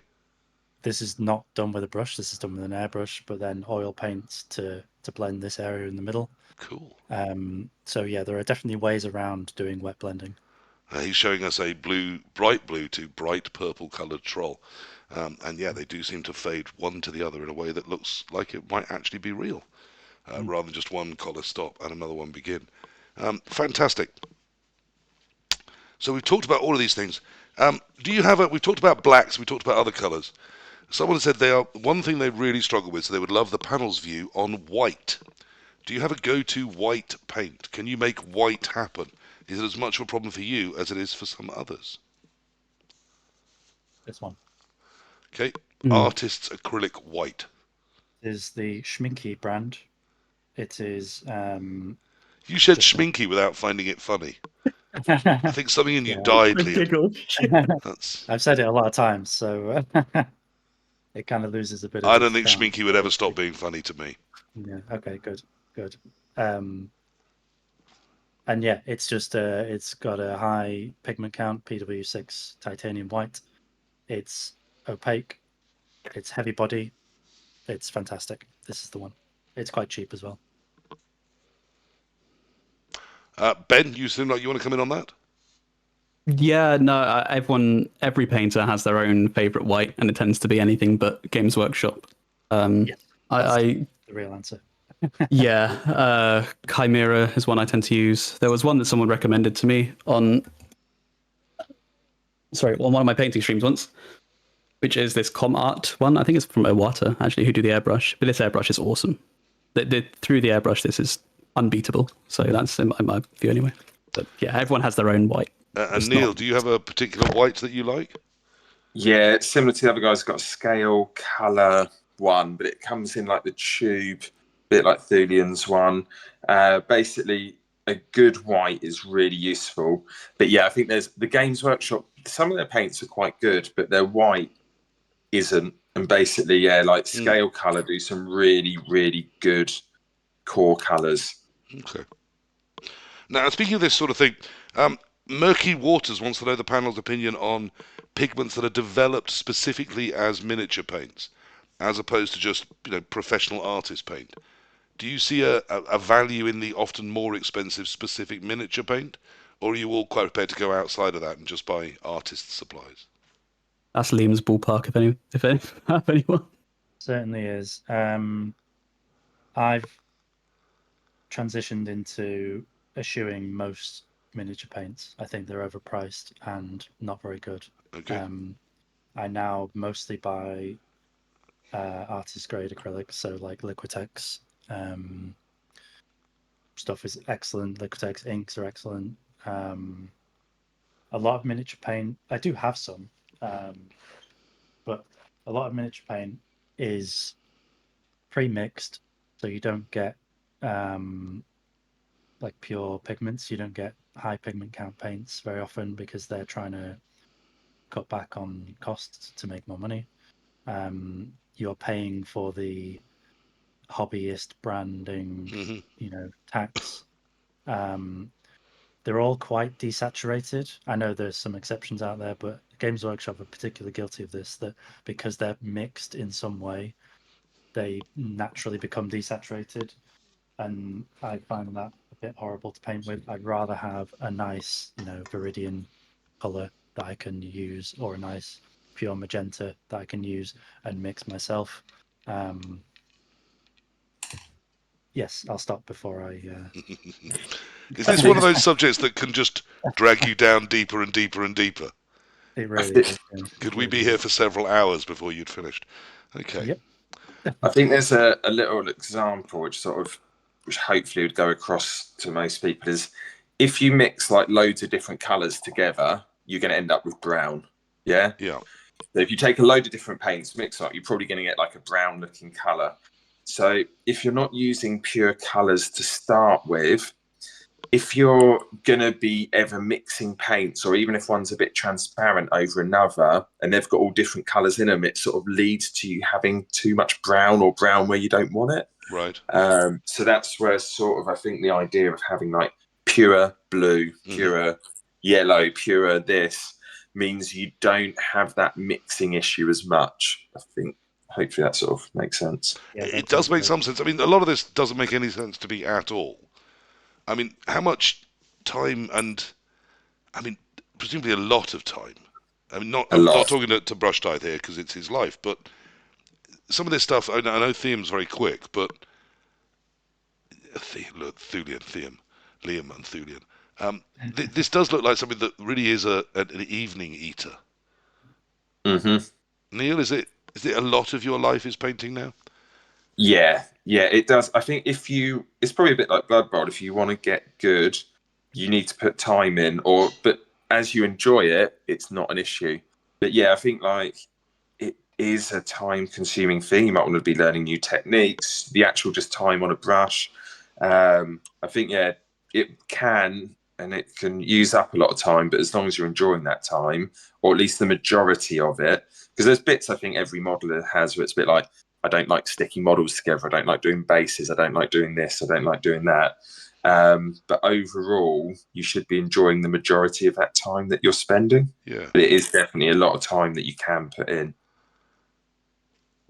Okay, and again, I don't think it's fair to ask Brushtithe that because it's his life. What I will ask all three of you is about green stuff. Now, people started mentioning green stuff in my prep for this episode, and I'd sort of vaguely heard of it.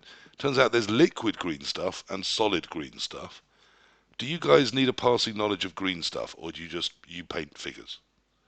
Do you alter your figures? Do you amend them? Do you change them? Ben, it looks like you're trying to confess something. Is that green stuff? I wouldn't know it if it bit me. This is green stuff, just Okay. so you're aware, and other people Some who of might it's not be. blue. Yeah. So it's blue and kind of a yellowy, maybe the is it golden green? That Okay, so it's not green at all. That's the first thing about green stuff. Good. Yeah, it's just a two-part sort of, I guess, epoxy that you kind of mix together, and it hardens into plastic. It's used for. So once you put the yellow and blue together, it forms green, and then it will harden. It will harden. Yeah, it has a chemical reaction. Yeah, so it's really soft to start with. And it's sort of putty that you can fill those gaps you talked about in models with. Yeah, so I try and use it as little as I have to. But sometimes, as we mentioned before, with Games Workshop sculpts, you get the gaps and you get the mold lines that might not, the seams that might not fully join, and it's useful for filling those in. So this is not an advanced tool for your advanced painter. This is painting 101. I don't think so. Get yourself some green stuff. It's handy to have, yeah, and it lasts a long time. But it's handy just to have around when there's a gap that you can't get rid of. So, Liam, Neil, do you have some green stuff? And did you from the start? Yeah, it's been around since. You definitely used to be able to buy it at some point in the 90s, and you almost needed it just to to fill gaps. But you can do whole modelling. There's some people out there who literally build their models from the top to bottom in green stuff. I do like people out there that swim outdoors in winter as well. We don't need to cover all of these things, do we? Equally mad. Yeah. No, I quite like building stuff and whatever, but like, I wouldn't build something from scratch, but I'd take a model and be like, I don't know, you'd like change something, add something, get rid of something. Like I'll do like little conversions. Yeah, someone in the chat was talking about building a new shoulder pad for a piece. Yeah. They figured they just needed a shoulder pad, so they built one.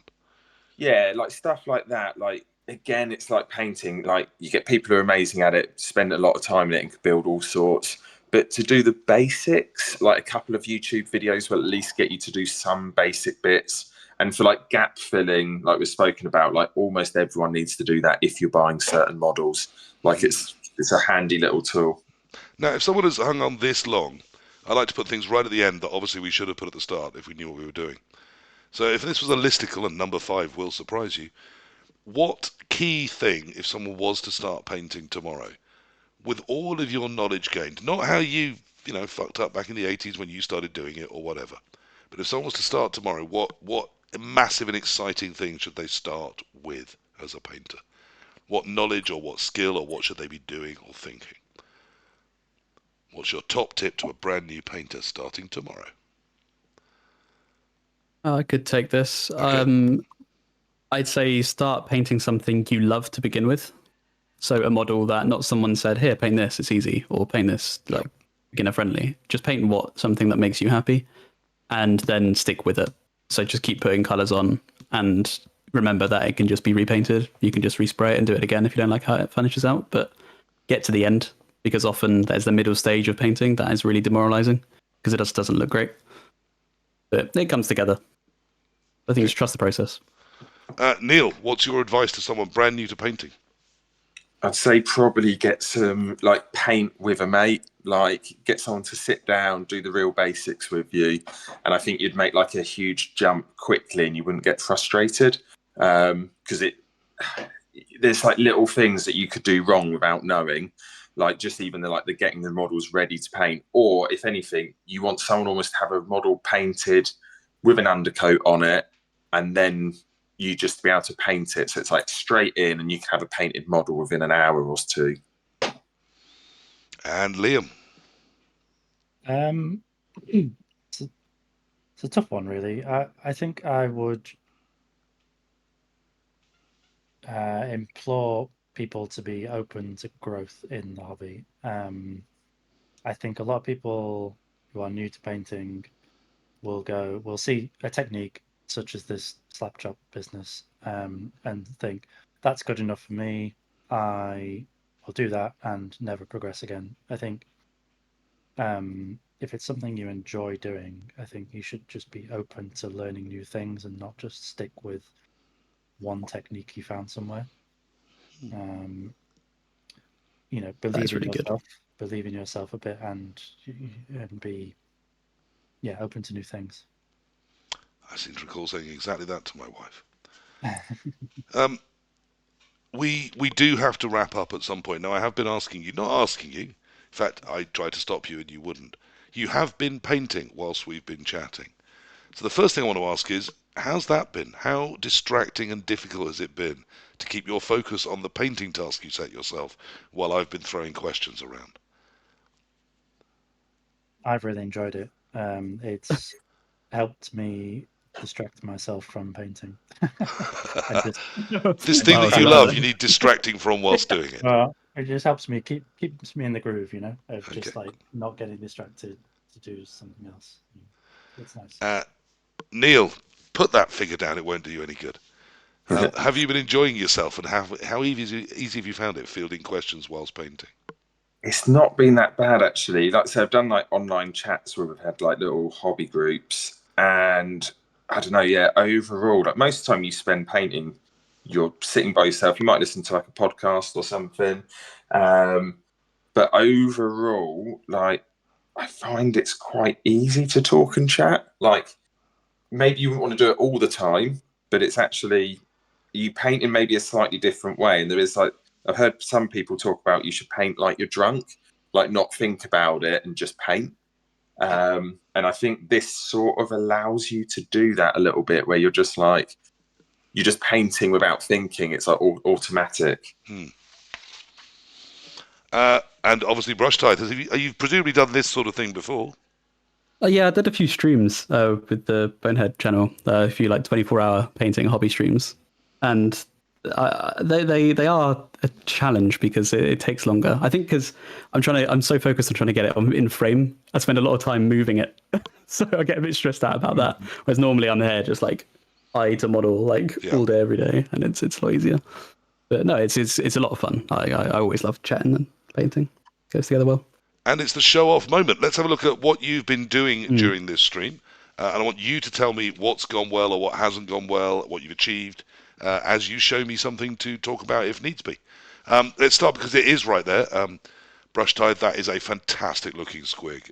And also we saw, of course, the spawn of Nurgle spawn with the lovely chains.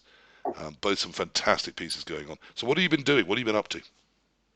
Yeah, so just on this one, I've been adding some highlights because it's something I don't have to think too much about. It's kind of an automatic process. So I just highlighted the gums, sort of made them pop a little bit, and like the tongues.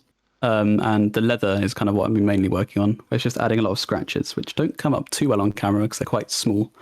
But in person, they add quite a lot of visual interest. And specifically when we're what I've been talking doing. about highlights, how's that done? Is that little bits of lighter coloured paint, like my partner would put lighter bits of hair in her hair?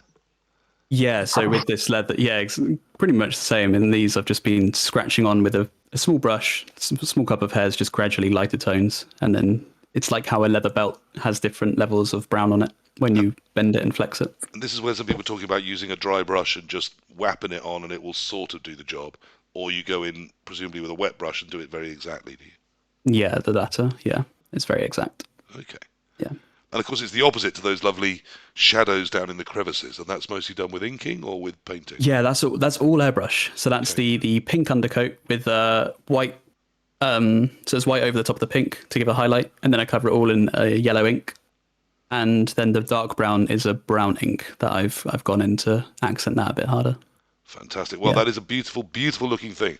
Even over the Thank you. internet and even with my rubbishy eyes, I can tell that is a quality piece that you've painted there. Now, for complete contrast, let's go, of course, over to Neil Watt. Righty. So we've got the ogre hairs there. He's perfect there. That's a nice print. Cool. We're more or less focused on him. I spent the vast majority of my time doing the metal army bits because I was thinking that's what's going to stand out, and also, like I was saying earlier, I quite enjoy doing that like non-metallic metal.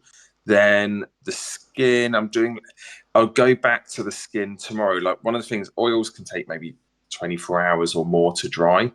so which is an advantage and a disadvantage at the same time. So to get detail in his face, like there's no chance I'm getting that done today. Even if I had time, I'd need to wait for it to dry before I could do that. So you're getting like the core colors down for that. Right. And then like the skin on the back though, like I'll probably go back and add a bit to that. But like you've got that like core color base down, then I'll probably leave it like 24 hours and go back and like push some of those colors some more. But yeah, got them sort of in 2 hours. Quite happy with that. Yeah, I just been suddenly reminded. We had the lovely Christopher when we were talking about your non-metallic metals. One of the things he was talking about there was how easy they are to photograph, because of course they don't pick up reflections in exactly the same way that real metal does. Making it much easier to get nice tight-up images on them without a lot of glare. I think we can see that there. Really nice work. Thank you very much, Neil. And now the most promised man is an entire team of sevens. How's it gone, Liam? I'm actually pretty happy with where I've got to. Okay, show us and tell us. So this stage looks awful, right? So bear with me. So what I've done is I've airbrushed everything, done all metallics on the metallic areas, and now they look terrible because they're covered in oil paint. Yeah, they're very sort of wet and glistening looking, aren't they? Yeah, so this is the thing with doing this technique is you have to have a lot of faith in the process, and it will look good afterwards. It all comes together at the end, does it? It does, yeah. So the stage after this, I'm going to remove the oil paint mostly, and that will leave nice transitions and shadows in the recesses, and I can remove it with white spirit on the highlights. Cool. Which is why oil wash is a very flexible tool. I see. I can do one as we close the stream. I can just remove the oil paint. Yeah, just show us a little tiny bit for anyone that is watching along. So what I've done here, over the green, I've used a purple. Yep. It was very, very, very bright green. However, when I remove just get a little bit of white spirit on here. I'll remove the purple, this one, because it's a bit easy to see. It's now toned down the green. He's doing that sort of thing you do with lemon juice when you're a kid to write secret messages. And as he dabs the Q-tip covered in white spirit across the figure, the purple, which I have to say looked incredible, has sadly all disappeared. But it's leaving a lovely mottled effect with some real obvious, lights and dark areas behind it. And really the whole figure's starting to pop just by doing that. It's really given it a 3D quality. I know it is a 3D piece, but as I said, a depth to some of those colours that you just weren't seeing with just one big plane of lovely purple. And it's really toned down the green. Yeah. But previously, this green was all the way up to this very, very bright, kind of bright green. And with these kind of higher quality oil paints, the pigments go into the gaps of the airbrush. and tone down the paint underneath. The airbrush. Yeah, so the airbrush leaves like microdotting when it's. Oh, sorry. I thought you meant you were airbrushing the oil. I was Oh no. scared. So it goes into those microdots and kind of stains the surface in that way, but you can remove it as much as you want. And then eventually they will look like in a Blue Peter style, they will look something like this nice Fabulous. green colour. Yeah. Well, So look, good. in true Blue Peter fashion, I am, as I expected, incredibly jealous. I've spent 2 hours largely poo-pooing a thing that it is that you do, and I will never be able to paint. It's just not a skill I have. My hand-eye coordination isn't there. But I am kind of jealous of both the creativity in what you're turning out, and particularly from Liam Thulean's desk so incredibly quickly. I can tell they're not finished, but those are 7, figures that have gone from unpainted to looking pretty damn painted to me in 2 hours' time. Neil's done a cracking job with that ogre. That looks there's a real quality to some of the skin there, and obviously Brushtithe. I mean, the work there just zings out for its quality. That man is a man that can paint things. I'm very jealous of that. Not necessarily the ability to turn out the high quality work, because some of us aren't gifted or born with the abilities that means we'll ever get there. But just the sort of calmness it seems to give all of you as you do it. Even in talking to me, I can hear, particularly with Liam, the calmness, the zen of the paint that has gotten into him, or he's been sniffing too much of it. It's one or the other. And I think there is something there that I can't find, I can't touch on.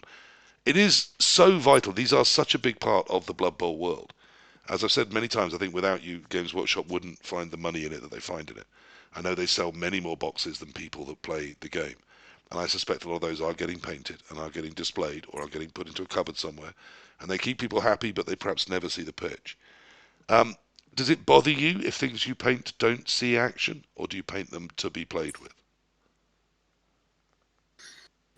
I'll paint, like, generally, each time I go to a tournament, I'll quite often take whatever I painted last, if that makes sense. Yeah. And my painting and playing is probably at about the same pace. So each time I go to a tournament, I'll probably have something new to take along. But I'd still paint without. And I've probably got teams, and I'm just like, or the stuff I'll paint and I'll just chuck it in my cupboard and never see it again, or it doesn't need to be seen, if that makes sense. Yeah. It's more just for the process, the fun. But it is nice when you do sit opposite someone and they're like, "Oh, I really like what you've done there," and it's a good talking point. I'm amazed with anyone that's painted. I mean, it's not something that I poo-poo at all. I think it's incredible the skills that you guys have, and seemingly, a big chunk of the community has. I see very few teams that I think, hang on, that's really a bit shit. The vast majority I look at, I think that is incredible stuff. It's one of the intimidating reasons that maybe stops other people getting involved and painting a bit more. I have been guilty of being sat opposite someone, particularly at the NAFC, and they pull out a team, and I go, "Oh, so what am I facing?" They go, "Oh, well, it's Chaos Dwarves. I've spent all year painting them, so now I get to play them." And I think, hooray, I get to win. I know that's a little unfair of me. I can see the look on your face, Brushtithe, but I'm being honest here. That is what I think at those moments. Am I undervaluing painters? Should I see them as competitive, or should I see them as people that paint?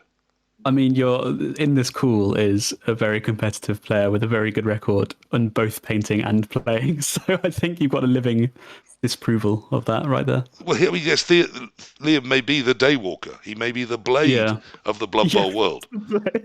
But just like Wesley Snipes. In the main, can't I put painters and players? Are they in different categories? Liam, are they in different baskets? I've played some very good players that are also very good at painting. But I don't paint. Purple doesn't paint. Andy David doesn't paint. I mean, I think more proof you don't need. Yeah, I can certainly agree that probably the majority of the top end of people in terms of Blood Bowl skill don't paint. But there are some very, very good players who are very, very good at painting as well. Of course there are. My real question is, does it bounce the other way around? When you sit down opposite me and I look you in the eye and I'm completely honest and say, I cannot and will not paint, do you judge me? No. You essentially just think, you lazy bastard, you could if you tried? I don't think that at all. Everyone has different priorities in life and different things they enjoy, and it's like I tend not to enjoy grinding hours on Fumble or Blood Bowl 3 to get better at the game. I do what I like to do, and painting's that. So a lot of the finite skill points you earn in life, I tend to put towards painting and other things. So I mean, it was slightly a trick question because I am a lazy bastard. So that would have been an absolutely fair response. And Liam, you did answer slightly slower on the second point. Would you, if I said I can never paint, are you secretly thinking, you lazy bugger PC? No, not at all. No. I accept that football is a game that people like to play and want to be competitive at, and they just want to play the game, and that's fine. Neil, do you judge us non-painters?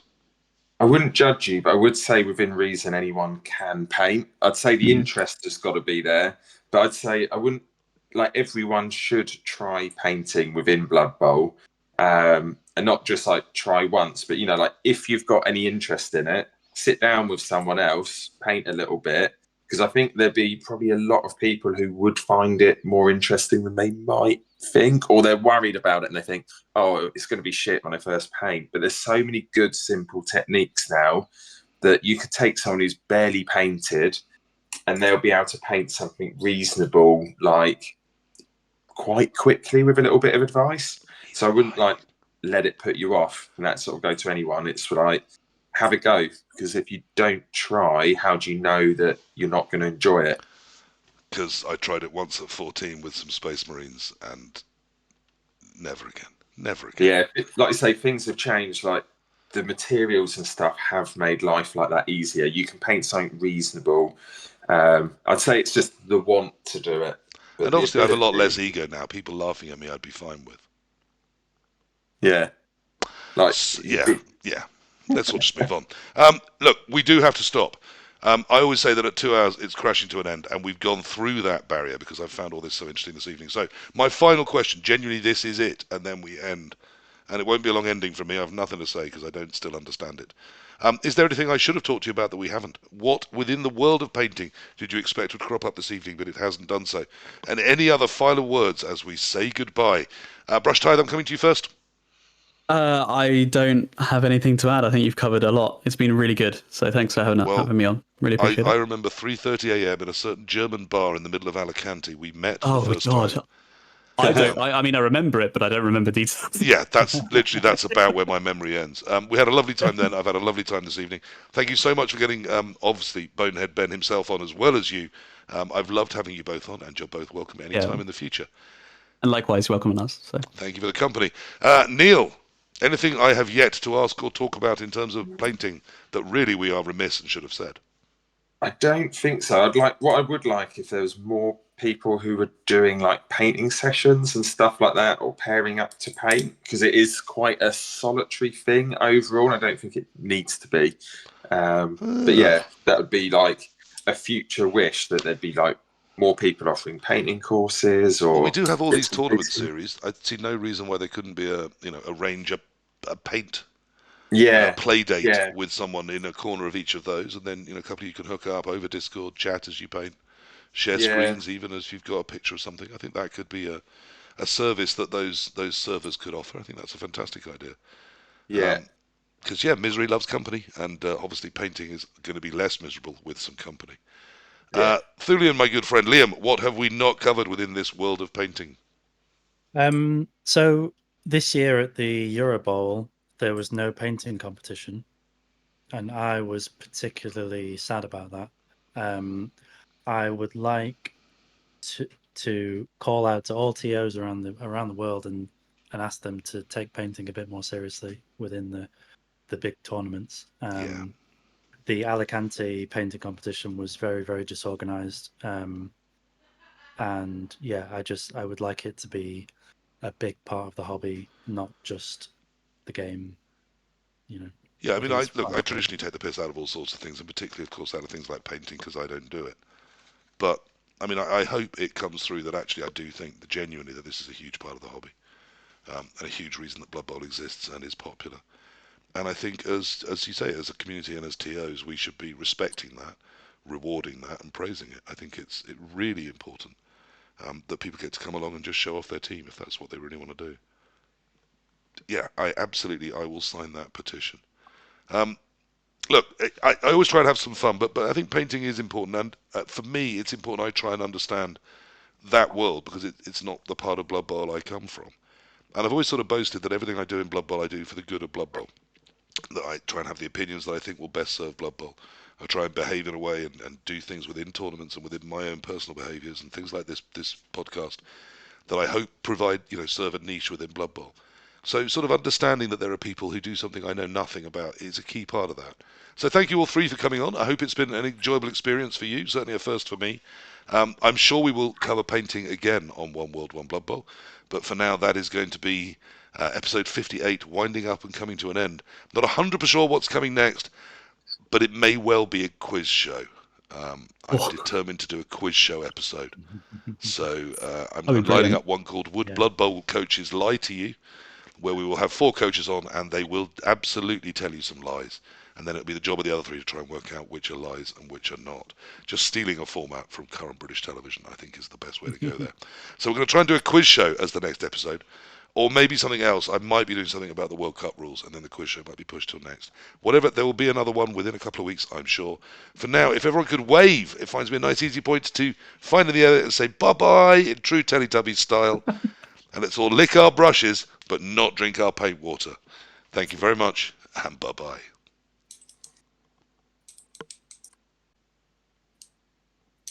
Okay, that's the end of the stream as well as the show. That finds me a